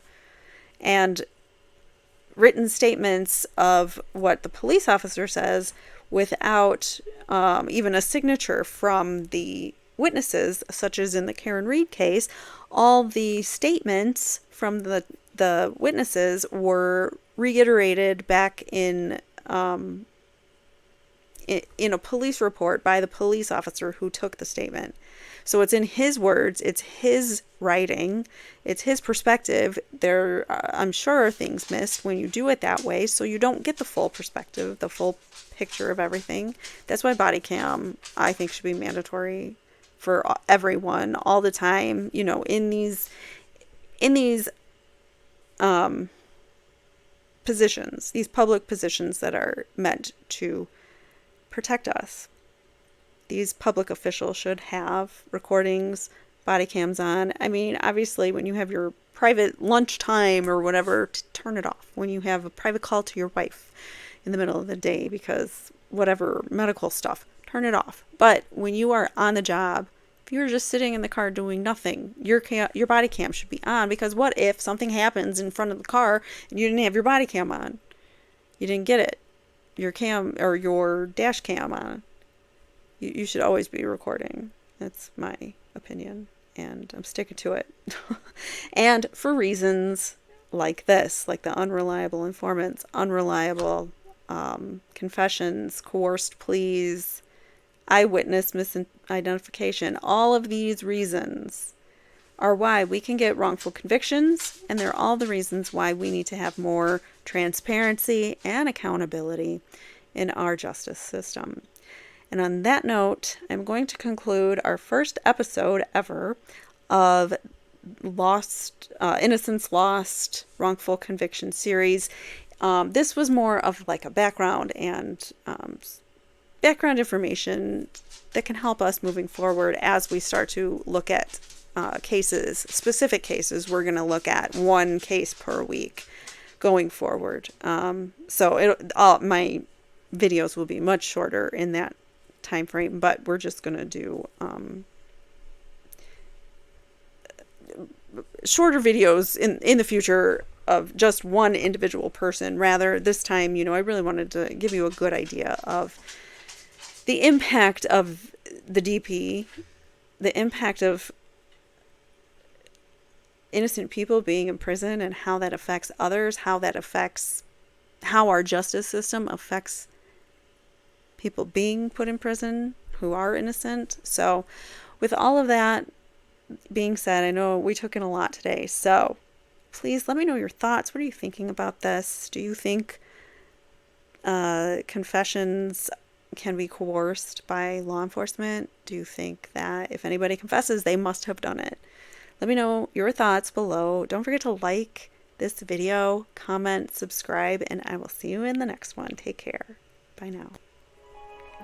If you've been impacted by a true crime and would like your story told in your own words, or if you or someone you know has been wrongfully convicted or accused of a crime, please write to crimeincourtchannel@gmail.com and tell us your real true crime encounters.